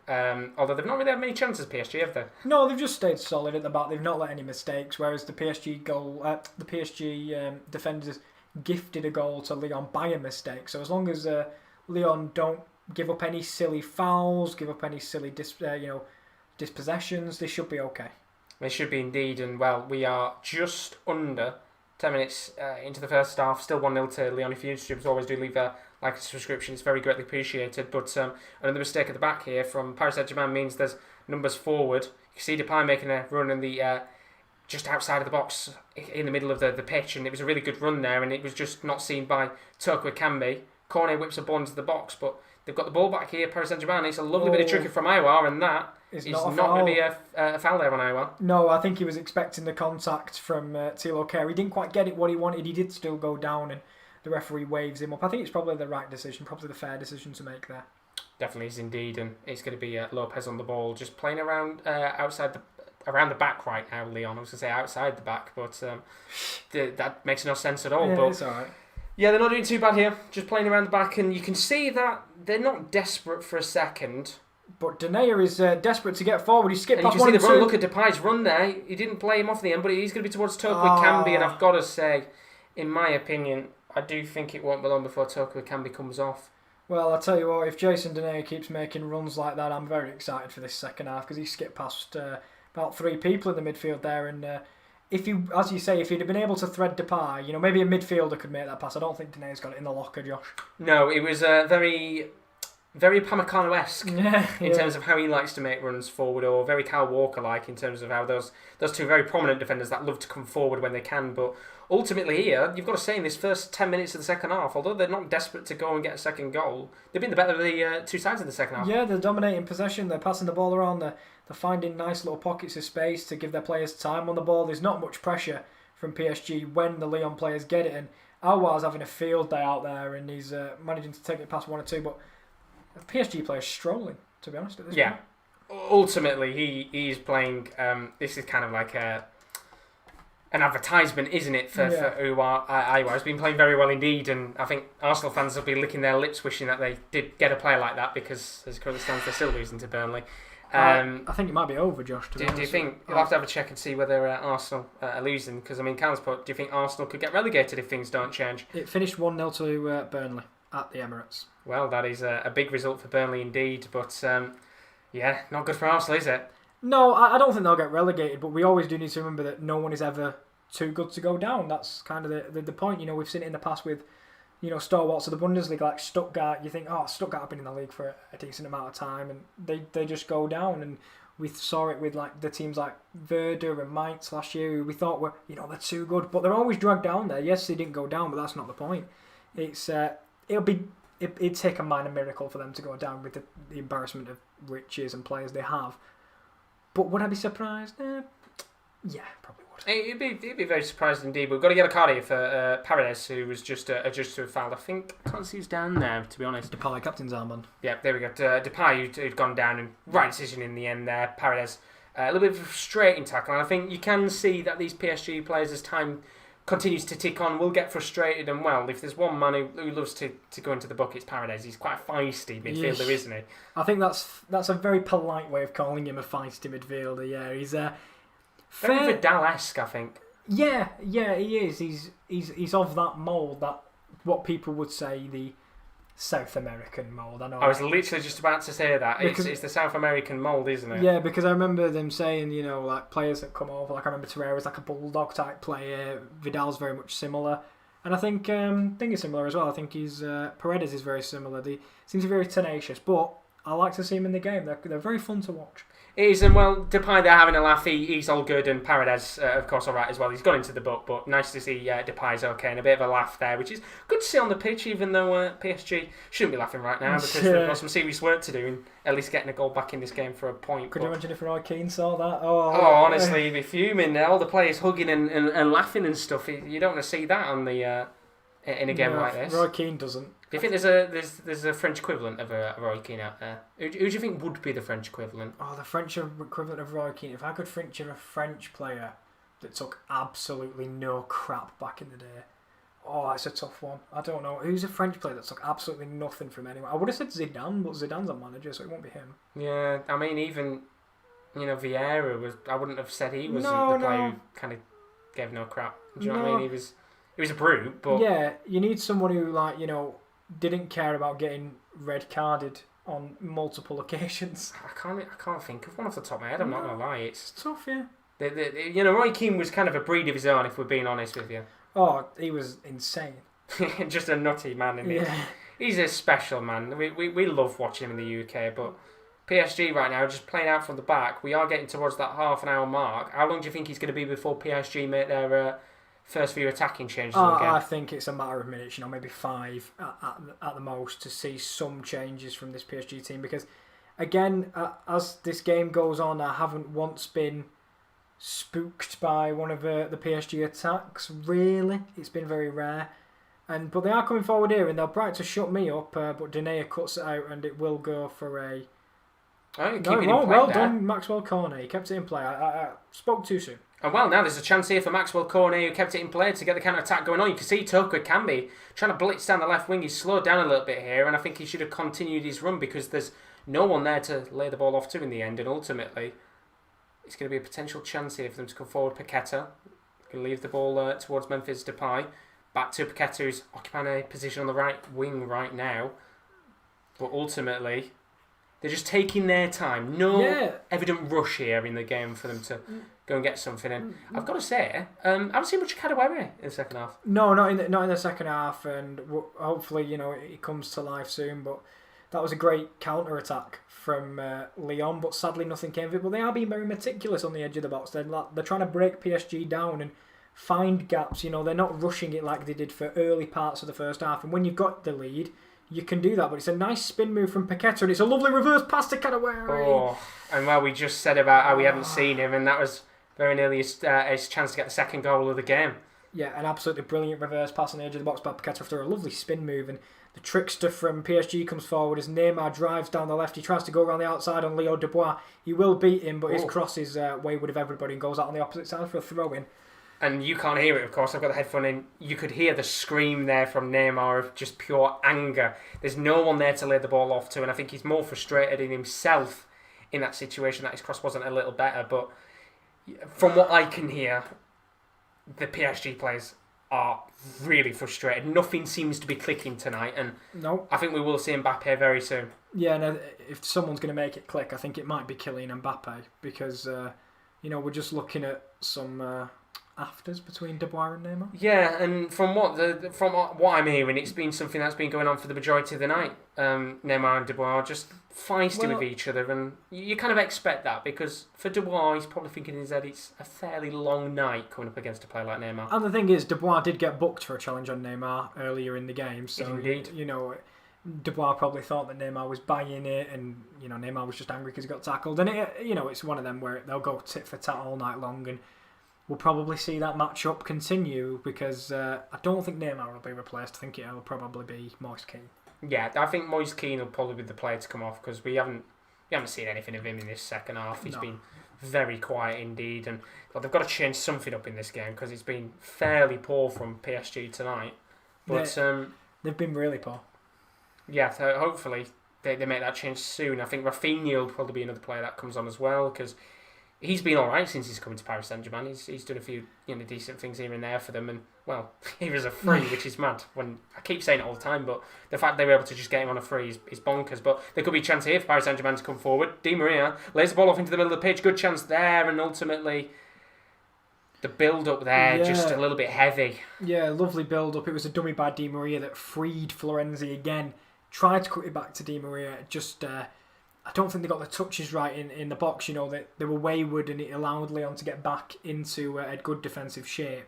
Better from PSG, but yeah, I think we'll see Paredes get replaced. He's on a yellow now, so I think we'll probably see Raphinha on for him at some point. A bit more attacking, which is certainly what they need right now. And they're coming forward once again here. It's Keane trying to lay the ball back to Neymar. He's gone down, but the referee not giving a free kick there in that situation. Great interception from Kimpembe, who's been a real stalwart at the back. And this is the man that PSG fans want to see. Kylian Mbappe is coming on, and there was no doubt he was coming on with about less than 30 minutes of the game to go. No, with less than half an hour, you've got to think that was when they were... If they had to bring him on, they would. It was like you said, they'd like to keep him rested, but there's not enough. There's not enough time left, and there's not enough. The scoreboard has changed that decision, I would say, and I think we'll see Idrissa Gana Gueye with him as well. That's interesting.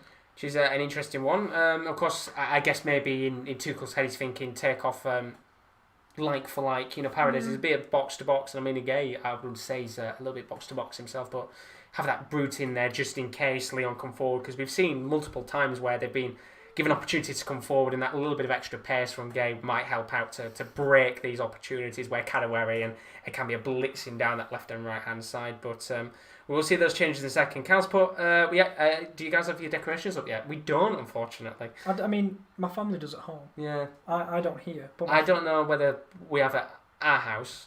Probably not. But do you not think it's 13th? No, usually it's quite late with the decorations coming up. But interesting here, Ander Herrera is coming on as well, and Verratti is going to come off. So Verratti off, Herrera on. He's not happy, but he has been out for a long period of time. I think we spoke about, he missed a lot of series of games towards the start of the season.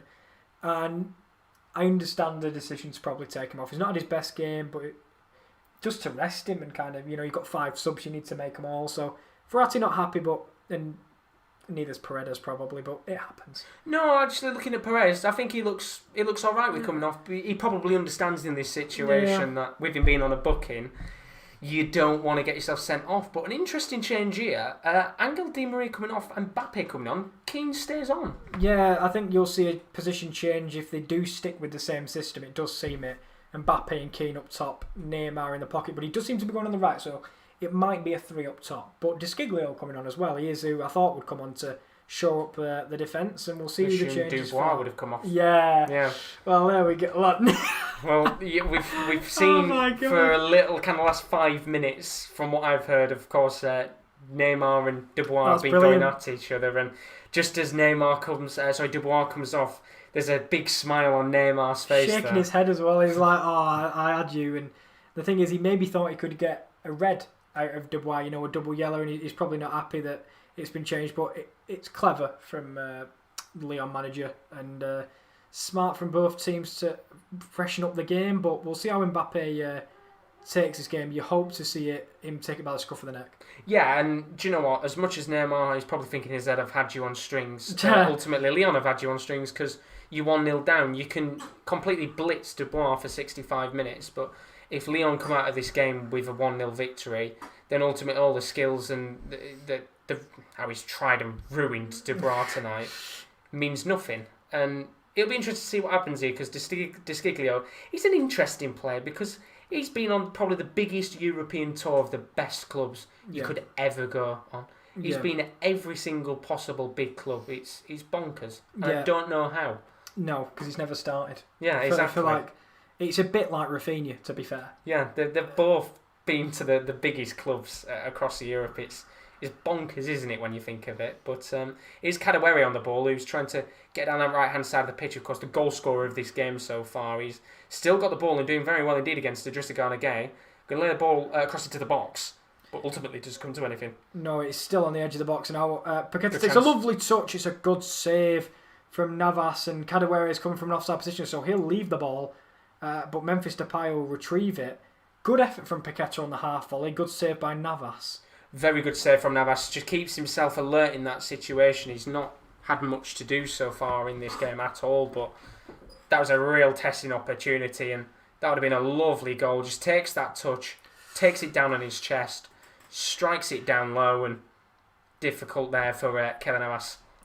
Yeah, definitely. I've just seen Chris Watch's thing in the chat. Hi lads, hope you're well. Merry Christmas to Arsenal. Oh, honestly. How are you doing, Chris? I bet you're buzzing with the Arsenal result. They're back to being the banter club, aren't they? They are. And I did see a tweet earlier on where I think it was Arsenal Fan TV had tweeted out, a win today against Burnley would put us up to 13th, and it was a United fan saying, kind of 15 years ago, they were saying about... ignore me. Bit of a speculative effort. They were saying about, of course, winning the treble, but wanting to win the Champions League. Yeah. 15 years on, they're now talking about getting into 13th place. It's bonkers, isn't it? It is strange, and it always comes back to, when they were crying for Wenger out, be careful what you wish for, because you don't know what you love until it's gone. And, Arsene Wenger, is probably not come back into management since. He's not really... No, he hasn't, and he's always said he's waiting for the right job to come around, and maybe it'd be funny if he went full circle and he turned up at Arsenal again. I don't know. I don't think it ever will. I think the Arsene Wenger swan song has finished. To be honest with you, I'd like to see Wenger go back to France, and I'd like to see him at Nice.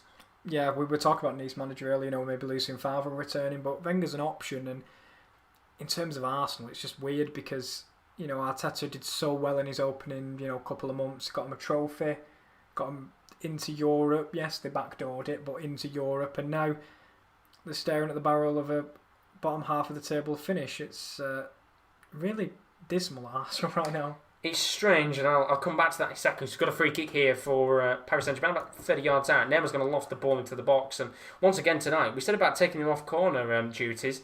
He's given the ball away, and now this is a really good chance for them to come forward, and ultimately it was a big opportunity, but Toko Ekambi was just not quick enough, and I think we'll probably see him come off soon because he looks tired. Yeah, it was a yard slow. Baka, the youngster, was kind of the last man chasing him. I was wondering whether he was going to commit a foul, and there was calls of maybe if he was driving towards the red card, if he was driving towards the goal. But great defending by the youngster, great pace shown. But now it's back to PSG, and their cross is abysmal from Neymar, deflected into the hands of Anthony Lopez. It's not been his night, has it, to be honest with you? He's been very poor indeed. He has. Chris has put... sorry, I was late. I was in my mate Watchalong, who's an Arsenal fan. A lot of Real fans came in, so I was dying with laughter. And I think there's nothing better, is there, Chris, when you can watch another team fail. But the thing is, you like to banter other teams. We always do. But you just hate being the team being bantered.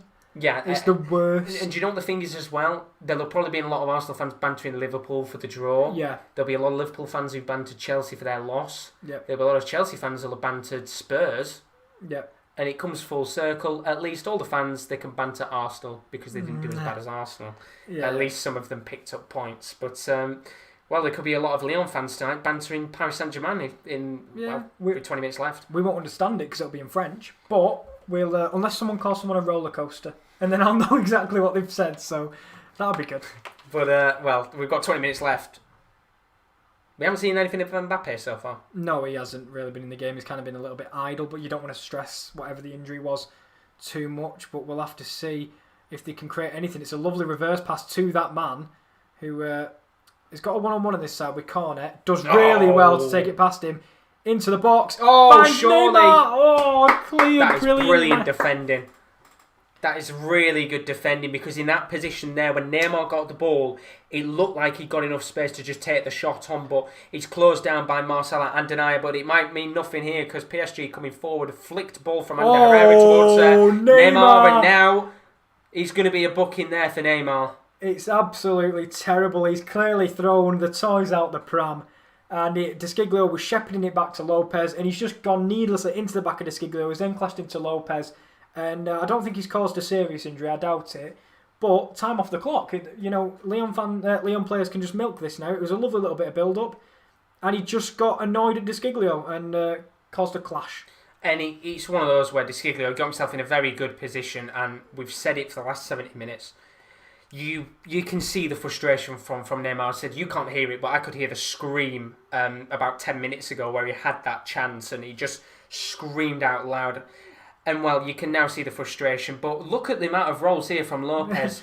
I've heard that he rolled 9 times. That's more than probably what Neymar does, which is very impressive from Lopez. That is impressive. Best Neymar impression I think I've seen. That is impressive. I've seen less rolls on a Tesco bread aisle. That is absolutely unbelievable from Anthony Lopez. And he's still down. There he is. He looks like... Oh my God. They look like they've got the defibs out for him. He looks in agony. Honestly. Well, while Lopez looks like he's dying on the pitch, Rafinha is going to come on. Now, Hopefully he's alright. It's nothing serious. But Moise Kean is going to come off. Rafinha's going to come on, and we said, to be honest, we thought Keane would come off at some point, and he finally has. He's not done anything today, has he? Yeah, we thought it'd be for maybe Mbappe, but great trickery by Mbappe to create the original opportunity for Neymar and a great bit of defending from, I think, Kadewere, who found himself... wow. I think if you look, I think it's number 11, it's Kadewere. It is Kadewere who gets back. I mean, fair play, doing a bit of defensive work there, recovering for the defenders right now. Well, we always say, Josh, what we talked about earlier was team spirit. And let's be fair, Woody PSG attacker be back in the box doing that sort of defending when they're part of a front three? I'm not sure. Well, we're already getting hugs in this game between Mbappe and Depay. I mean, it's something Roy Keane would hate, but Lopez still just a little bit feeling that clash there between himself and De Sciglio. And, well, it'd be interesting to see if a goalkeeper came on in this game. I don't think it'll be required. I doubt it. But look at the chat right now. Chris put, we didn't deserve anything away to Fulham. I thought it was shocking. But league table back as you were, joint top, which is mad because every team, apart from Leicester, dropped points. Yeah, Leicester may have destroyed Brighton, but Ali J did start. Which is always a positive, but they lost 3-0. Did lose 3-0 in the end. I'm not sure he's going to start anytime soon. But we're going to get 3 changes here for Lyon. Bruno Guimaraes, Diamande and Dembele are all getting ready to come on with 17 minutes left of the game. And well, the good news is Lopez is all right in the end after his 9 rolls. The best impression I think I've seen of Neymar diving this season. But Kaz puts, well, I always thought Fulham would be the whipping boys in the league, but they've proved me wrong and got some good results. Maybe they can survive. And I said this before, I think they've gone through that tough period, Fulham, of where they were just losing games all the time. I think they've got through that period now. Yeah. And they've got a bit of confidence and swagger. I think they've left the whipping boys title to both West Brom and Sheffield United at the moment. Do you know what I actually think was the turning point? And you said it before. I actually think that Panenka penalty was the turning point. I agree. I said it to you earlier, and I said, since that, it really seems to kick them up the arse, and I don't want to swear too much, but it did kind of give them that emphasis to really go for it, because let's be fair, they were probably sick of throwing away points. Do you want me to go on mute while you do it? No, we always do ASMR on here when it comes to cracking up. Does it go in the tags? To be fair, I should put it in the tags and we'd get more views. I was about to say I'm thinking of that sweet 60p revenue. Oh, honestly, we're loaded with cash. But what PSG are loaded with is corners. They've had a fair few corners here. And this time, of course, Neymar won't be on it. He's going to be inside the box. And with 15 minutes left on the clock, can Ander Herrera put a convincing ball into the box here? We'll have to see. He does. It goes near post. And it's as bad as Neymar's, that, to be honest. But there's going to be a long-range effort taken on there by, I think, Florenzi. Yep. And it's going to be cleared away, but not convincingly, Kieran. No, not at all. And now it is back to Lyon to get a good clearance. And Cornet, second time around, does get a good clearance, and it goes up the pitch, and it might come towards the end, and it'll be waves of PSG attack, and it'll be interesting to see if this rear guard can hold on for Lyon, because they've not threatened really going forward. But Dembele's on the bench for we saw against City, the breakaway goal that they got at 1-0 up to double their lead was the nail in the coffin, really, wasn't it? So see if they can do that again today. It was indeed, and well, you never want to see fresh legs coming on in a game like this. I think no doubt the Lyon players will be thinking, oh crap, we've got to come up against Mbappe. Yeah. I think there'll be a few PSG defenders worrying about Dembele coming on, but we're going to get a free kick here, I think, for Paris Saint-Germain. Rafinha going down, and in a very decent position to whip this into the box. Yeah, I think they will, and it's good advantage by the referee. There was definitely none there after the foul, and they get a chance to get a good set piece in, and I think this is where we'll see the changes for Lyon now as tick down 15 minutes, and they took it short. Interesting. Well, it's very interesting indeed. And what are they going to do here? The ball's been led to Neymar, tries to flick the ball into the box, and it's a decently worked opportunity, but doesn't come to anything in the end. And Lyon have been completely switched on tonight in terms of defending. However, they've given the ball away here. I might have just jinxed it. Neymar trying to dance his way through. He takes down De Sciglio, and it'll be a free kick to Lyon. Yeah, I think he's trying to buy a free kick. He's thrown himself to the ground, and in doing so, he's just taken out one of the Lyon players. Paqueta just stands him up. Really good strength from the Brazilian, and almost falls into the ankle of Depay, which could have been a bit dangerous. I thought it was De Sciglio, but ultimately he's just going into any player and trying to buy a foul, which is a very Neymar thing to do. But Kadewere, who's the goal scorer, he's going to come off the pitch, and of course he didn't really do much in the second half, but he's been excellent tonight for them, getting that goal. He has been brilliant, and Bruno Guimaraes will come on, and I'm pretty sure we'll also see Moussa Dembele. I wonder if it will be all the front three. We'll see, because we've got 2 out of the 3 off. It's Kadewere and Depay, the first to depart. Go on, Toko, Ekambi, make it a hat-trick. Do you know what? Depay's been all right today as well. He's done a few decent things, but I'd be very surprised if Toko Ekambi is the only forward to stay on the pitch, considering he looked tired. Oh no, Depay's giving it a nice cuddle to Kimpembe before he goes off. I think that's a little bit of time wasting. I think it is, yeah. And we'll see. Which is exactly what the commentators have said, and it's Iwar coming off. How is Toko Ekambi still on the pitch? He looks the most tired out of the 3, and of course as well, because we're in such a tight part of the season, they will take players off because we are now into that part of the year where mid-week games are being played, and you can see here the referee just pointing at the watch saying, look, you can keep walking however slow as you want, but I will just add this time on at the end of the game. And, well, you expect that from the referee. But both teams, and across European football, of course, we've got midweek fixtures on Tuesdays and Wednesdays. PSG playing against Lorient, I think, on Tuesday or Wednesday night. Yeah. Lyon as well playing midweek. Taking off some of the big players and resting them for those games. Yeah, that makes complete sense. During this period of fixture congestion, you do need a good squad.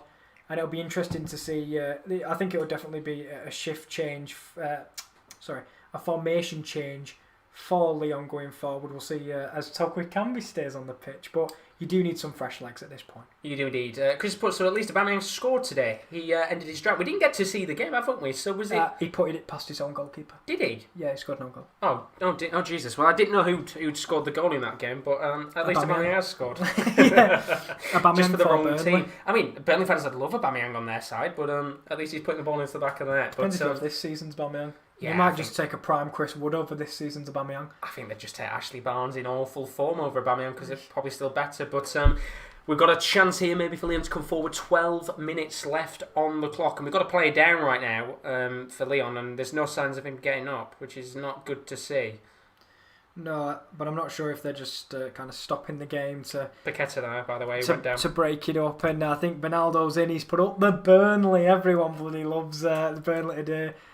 I'm not a big Burnley fan myself, but I understand that all the teams in and around Arsenal that want to banter them will love Burnley today for one time. Happy place, Emirates Stadium. It honestly is right now. I mean, it's mad, isn't it? Because I said every team pretty much bottled it at some point this weekend, and Arsenal were the last team to play, and still somehow bottled it even worse than the rest of them. But it's mad indeed. But if you're on YouTube, as always, do leave a like and a subscription. Welcome on to our Ligue and Watchalong. We've got 10 minutes left of this match between Paris Saint-Germain and Olympique Lyonnais. But it's a lovely ball. It stands, and it could be a chance for 2-0, Kieran. Oh, it was nearly a chance for 2-0. It was that man, Toko.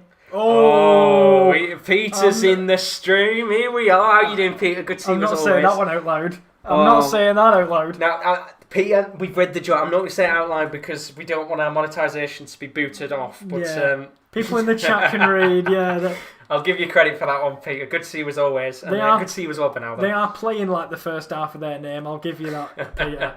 At the moment. But I think you could say the second half of the name. What Peter's put has been pretty much their season so far in terms of getting battered at the very least. But we've got a corner here for Lyon, which is going to be whipped into the box by Deschiglio. And it's headed straight away out by Bakker. It's an awful header. It's an awful header. Bernaldo's put Iwobi, Walcott and Danny Welbeck, I think he's talking about, could make it in their team at the moment. Spurs choked today, so I can't celebrate too much. Yeah, we saw... Kane did get me a few fantasy points though, Bernaldo. He was captain today. We said before, at least... You picked up points because Liverpool, Chelsea... Everyone dropped points. Everyone apart from Leicester dropped points. Which is mad when you think about it. It just shows how good the league has been so far. But 9 minutes left on the clock. Are we about to see PSG bottle some points themselves in the French division of football? I mean, they don't deserve anything from how they played in this last 8-10 minutes. Not at all. It's been completely... Not all Lyon, I wouldn't say, that PSG have had bits of the ball, but in terms of troubling Anthony Lopez... Apart from nearly trying to break his ribs, he's not been really in the game. We saw him once and he was on the floor. Yeah, just rolling around and wasting time, which of course you can't blame Lyon. And this will be a massive result. If they can hold on to it, this will be a big result for the league. And they've got a big chance here to lob the ball forward. It's your man Toko Ekambi again. He's latched onto the end of a through ball. He'll try and whip it into the box. It's a lovely ball, but ultimately Dembele couldn't get there. Good header from Danilo Pereira. And got a corner here once again. Lyon looking a lot better actually in these last couple of minutes because it was kind of 10 to 15 minutes where Paris Saint-Germain had a lot of possession. Yeah, they did. I think lots of balls into... Oh, but he's been given us a goal kick in the end. I thought Pereira got a header on that. He did. Was it offside? Maybe? It might have been an offside, but it looked like the goalkeeper had taken the kick. It was a worse corner than Neymar's and no one came up for it. We're not sure what happened. Does the guy on commentary have any idea? Didn't say anything about it there. Maybe it was maybe it didn't connect with Danilo Pereira. It did hit Dembele, but we might have just I don't even know what happened to be honest. I'll be honest. I feel like Chris Kamara. Yeah. I don't know, Jeff. I'll be 100% honest. Well, we are going to get a free kick here. Mbappe being fouled. And it's going to take him, I think, fairly quickly, this. No, I think it'll give him time to put the big men in the box, and I always think that's always what's best. I always believe that, if you're going to take it quick, I don't like it, basically, is what I'm telling you, Josh. And it looked like Mbappe initially wanted it quickly, but as Florenzi, as you said there, just kind of said maybe calm it down and flick this into the box. So it's going to be Florenzi who takes this free kick, hits this with some venom into the box. And there's a very decent chance there, but ultimately doesn't come to anything in the end. And it was Danilo Pereira, who this time does get his head onto the ball. Sadly, yes, just wide, and there's no question marks over that header from Danilo Pereira. But again, a ball into the box that didn't really trouble Lyon at all, and especially not Anthony Lopez. I feel like it's been huffing and puffing from PSG today, but there's no chance they're blowing the house down at this level of quality at all. No, and we can see Neymar there, obviously just been frustrated for the last 80 minutes, to be honest with you. He's been frustrated since the whistle was blown for the first half, but he's not been PSG's night at all. And this could be their fourth loss of the season already, which, as we said before, for PSG is bonkers, because you don't tend to usually see them lose this many games in a season. The thing is, though, there is still 6 minutes left, and PSG do have them star men on their team that can really change a game. So I'm not putting it past PSG just yet. I know they've been awful tonight, but Lyon, with the chances they've had, will be heartbroken if they give away this 1-0 lead. But a ball into the box is quietly dealt with by Marcelo, and it's kind of been that all day long for. It has indeed, and unlucky there. I think Dembele trying to make the run forward to maybe get a counter-attacking goal and kill the game off, but ultimately in the end it has been just one of those matches where Lyon now looking to just kind of let the clock tick on and waste a bit of time, which they are doing right now. Peter put in the chat, Bobby told the Liverpool players how to read. I'll tell you what, his goal was good, jokes aside, but a bit more time wasted here from Lyon. We've just above 5 minutes left on the clock of the 90. We will probably get a few minutes because of Lopez diving about. Yeah, I completely am not surprised by the decision to just every single time you make contact, just go down. Everyone's got cramp. Everyone's got a sore head. I think it just makes perfect sense by both teams to kind of milk the clock today. Absolutely. We just saw there Janino, who we said earlier about, of course, wanted to bring Lucas Paqueta to the club. He looks delighted right now, of course, under his face mask. But there might be a few more chances here for PSG to at least get an equaliser in this game. And for the rest of the league, they probably want an equalising goal. Make it even and make sure that both of these teams don't get an advantage to break away from the rest of the pack. And with just under 5 minutes left, it's PSG coming forward here. Can they get that equalising goal? I'd like to think that Lyon's hard work will pay off. But again, I'm not putting it past the realms of possibilities for a moment of magic from one of these Paris Saint-Germain players to clasp a draw from the jaws of defeat. And, well, we can see the frustration there. Ander Herrera's pass towards Mbappe on the right wing. You can see now even Mbappe getting incredibly frustrated indeed with Ander Herrera just saying, look, drive that ball lower on the ground. It doesn't have to be hit with any pace. Just get it towards me and let me try and run at these players, because they are going to be tired. They are going to be nervous. They will be thinking in their heads they're only a few minutes away from what is a massive victory for Olympique Lyonnais. Yeah, they will also. But they're not there yet. No, they'll be parking the metaphoric bus, will Lyon, for the last 4 minutes, and I don't blame them though. No. They'll have. I'm sure they'll have a flurry with Dembele making a run towards the box, but apart from that, I just don't see this Lyon team attacking in this final 4 minutes. But they're just going to have to stay sturdy defensively and neutralise these big star men, as they've done there, as Mbappe is dispossessed immediately. But they've made a mistake at the back. And it's laid off to Rafinha. Oh, it's lovely. And he just couldn't get through. And they were hoping that was going to go out for a corner there, but it hasn't in the end. It might be one more chance here for PSG to come forward. Baka tries to lay the ball into Ander Herrera. This is the chance now for Lyon if they can buy a foul. Guimaraes there does very well, but it's going to be a PSG throw-in, and time is starting to run out here for PSG. But that was the chance there for Mbappe. Yeah, it was, and really good feat by Rafinha to take it past one man onto his left. Went to strike it, didn't connect with it well, and Kakare will come on for Lucas Paqueta, and it makes sense because Paqueta, more of an attacking midfielder, and Kakare can come on. Had a good game. I've got to give credit to this Lyon side. We said about them before, not being in Champions League will be a massive help for them. They don't have as many games to play in comparison to the likes of PSG. They've already played 6 extra games on top because of the Champions League, and same with Lille playing 6 extra games, and they're going to have more games in February to play with the competitions coming back. Yeah. This Lyon side will be hungry to go out there and prove a point, because they proved to a lot of European clubs that, look, you don't mess about with Ligue 1. Yeah. We have some good teams in there, and they proved to Man City, which was an embarrassing result for them, that we're not here to mess about. We can actually win this competition if we want to. And I think they've done very well, actually, in my opinion, to keep a lot of these players, because you'd have thought there would have been a mass exodus of players leaving the club because they didn't get no European football. But there's a chance here for Florenzi to flick the ball into the box. Lopez has to make the save, and he does very well indeed there, doesn't he? He does well, but God, it was unconvincing. It was unorthodox as well, would probably be the word for it.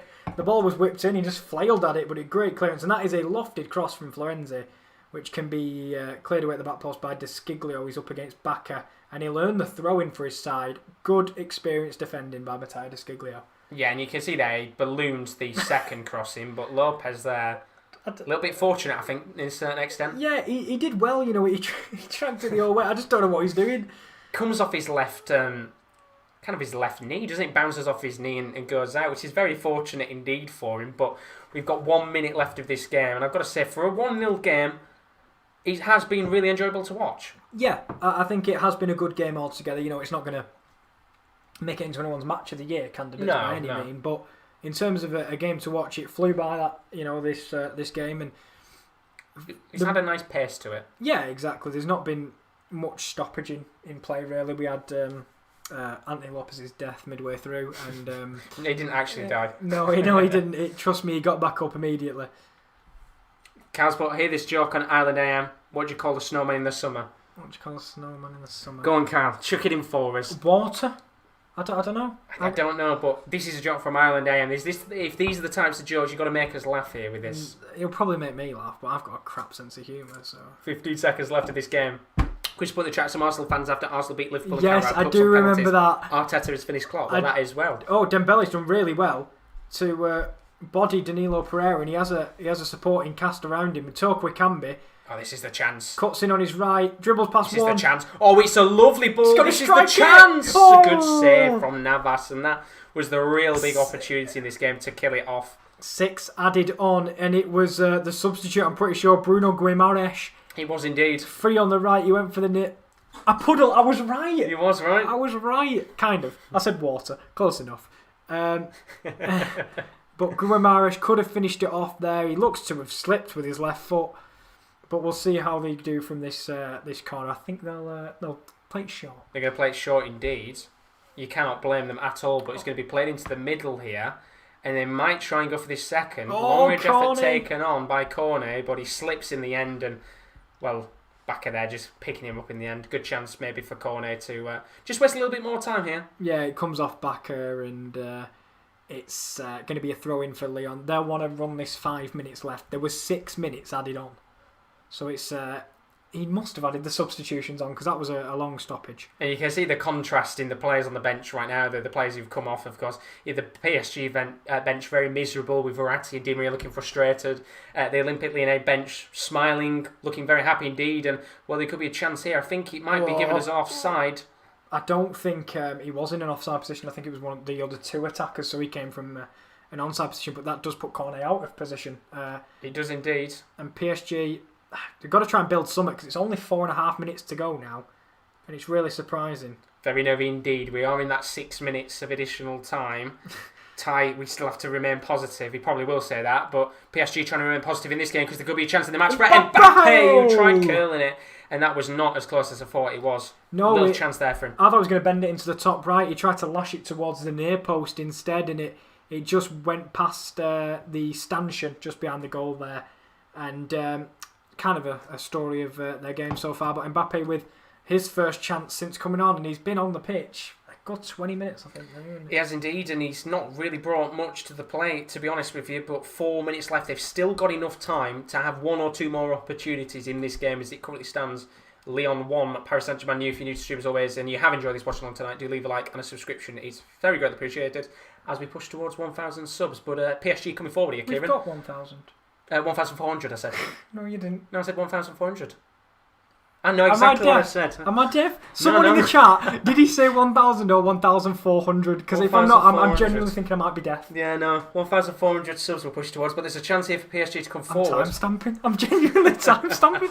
Am I deaf? Either way, we've got 1,000. We're getting towards 1,400. Oh my god.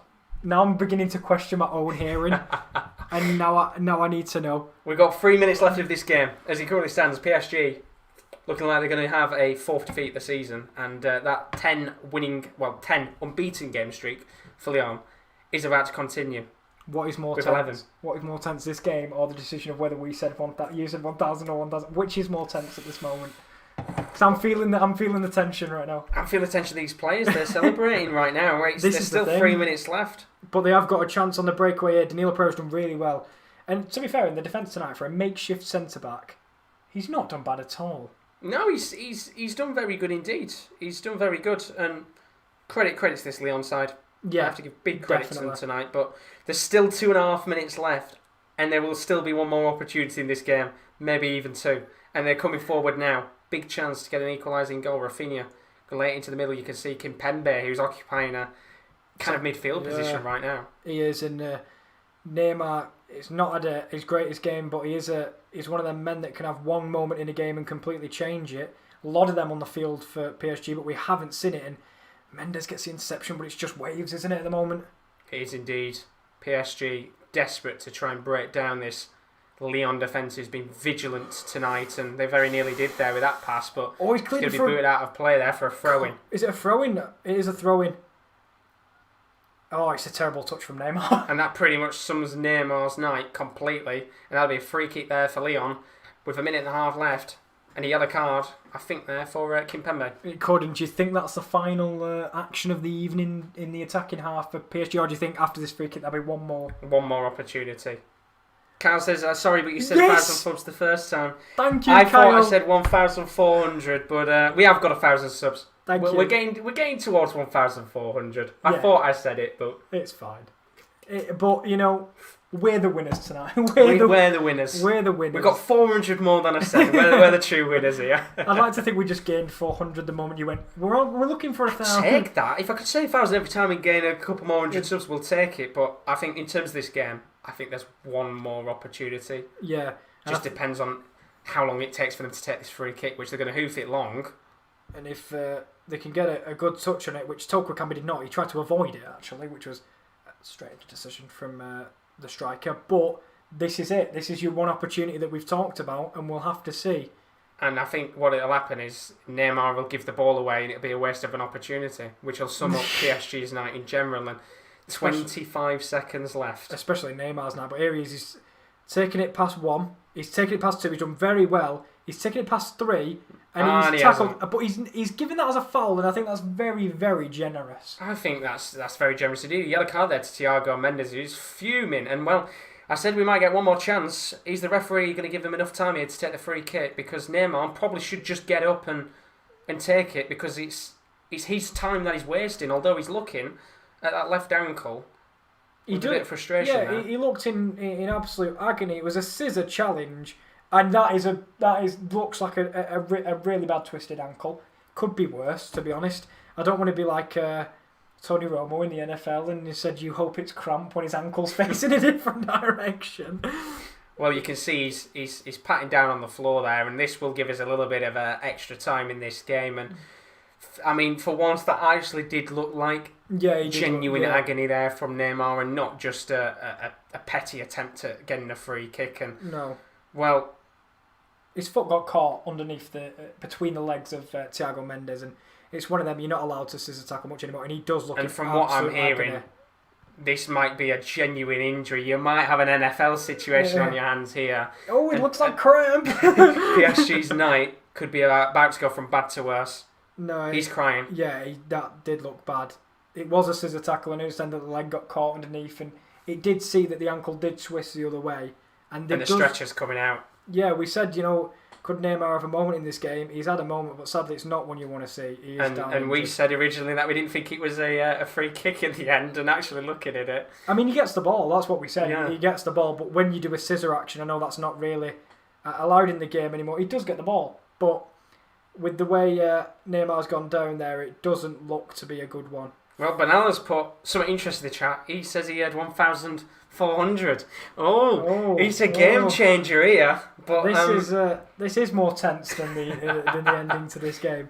But we'll look back after the stream. I probably did say 1,000, to be honest. If you don't see Josh next week, then he clearly won, and I've not took it very well. Well, the referee here... He's off to the VAR monitor. He's off to the monitor. I think this is to check for a red card. I don't think it's a red. Oh. No, they're saying... I think this could be given as a red. Genuinely... That freeze frame makes it look like a red, but in real time... I think that's going to be a sending off here. The referee has gone to the monitor. Thiago Mendes is sent off. He's getting sent off, definitely. Lyon are down to 10 men here, and it's of course been adjudged to be a reckless tackle. It is a reckless tackle. It is. You can't scissor tackle anymore, which is, a shame in the game, because as a midfielder he wanted to get the ball. He got the ball. Did he go through Neymar to get it? His ankle just got caught underneath. And if Neymar gets up after that, it's not a red. No. It's because of the injury that it will remain a red card, and it's a shame because it's another red card for a Ligue 1 game. It's one of them, Josh. We looked at it. Does he get the ball? Yes. Is it dangerous? Yes. Yeah. I think so. Looking back in slow motion, though. You have to look at it in slow motion to see how dangerous it is. Yeah. But we've got a free kick here. Of course, this is probably going to be the last kick of the game. Taylor and Raphael is up for the free kick. Ball's been lofted in, and that is an awful free kick, and that will surely be the end of the game, which the referee blows his whistle, and that is that. Well, a very interesting end to the game there. Yeah. The red card for Thiago Mendes means we do get a red card in the game. It's not a league game without a red card, is it? Is it? But potentially serious injury to Neymar. I hope he's all right. He's on the stretcher. He looks in severe agony, and to be honest, for Paris Saint-Germain and Lyon tonight, it's a big blow at the end there with a serious injury and a red card. Yeah, we know what he's like. We thought, throughout the game that Neymar with all the theatrics and stuff, what he's like, but he looked in serious pain, and I do hope he's okay. It is a shame for PSG. They're going to be missing one of their star men if he is out for a long period of time. It was a very rough-looking injury with the ankle twisting the wrong way. But Lyon tonight, nothing can be taken away from their performance. Yes, the end of the game does tire it a little bit, but they were much the better team on the night, and PSG weren't at the races and deservedly don't take home anything. Exactly. Big win for Lyon tonight. It puts them into second, Paris Saint-Germain into third, makes the league very interesting, of course. Could potentially see Paris Saint-Germain not be at the top of the table by Christmas. They've got another game coming up against Lorient midweek, and then they've got Lille, which is a massive game, third v first as it currently stands, of course. But Lyon tonight, fantastic team, really, really enjoyable to watch. Deserved victory in the end there for them. Of course, hopefully nothing too serious with Neymar, but Thiago Mendes there at the end with a red card, it is a real shame indeed. But I'll put cheers, boys. Great work to Lyon. Thank you very much as always, Benaldo. Looking forward to the drawing, of course, because we'll go straight on to that. Perfect little interlink there. Thanks, Benaldo. What's to come, because tomorrow we're live early on in the morning. Keep your eyes out, because we're live with the Champions League round of 16 draw around 10:30, 11:15. We'll probably start at 10:30, maybe, potentially. And then straight afterwards, round of 32 Europa League draw. So do keep your eyes out on the channel tomorrow. And in terms of the sports, we've got the World Darts Championship starting on Tuesday night. It's 5:50. I'm going to be live with that. And then we'll also have the morning Day 2 event. That's from 11:45 with the first game at 12 a.m.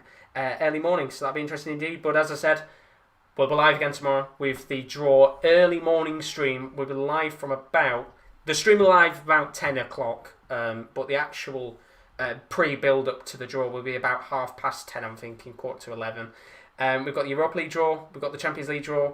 It's going to be a good couple of hours, and hopefully we get some very tasty draws tomorrow, Kieran. Yeah, should be fun. There's some big teams left. There's some big teams in both tournaments, and we'll see who can, one of the tastier matchups, because we will bring back the Champions League watchalong, so we'll probably all have first dibs the moment the draw happens tomorrow. Pretty much, knowing with you lot, you tend to try and get your dibs in first. If it's Gladbach, I'm there. But yeah, there should be some big games tomorrow. We'll be live from about, as I said, the stream will be live about 10 a.m. And then we'll have pre-build-up from about 10:30. Casper, great stream, guys. Enjoyed that. Happy Lyon won. Hope Naira's okay. Never want an injury on anyone. No, you don't.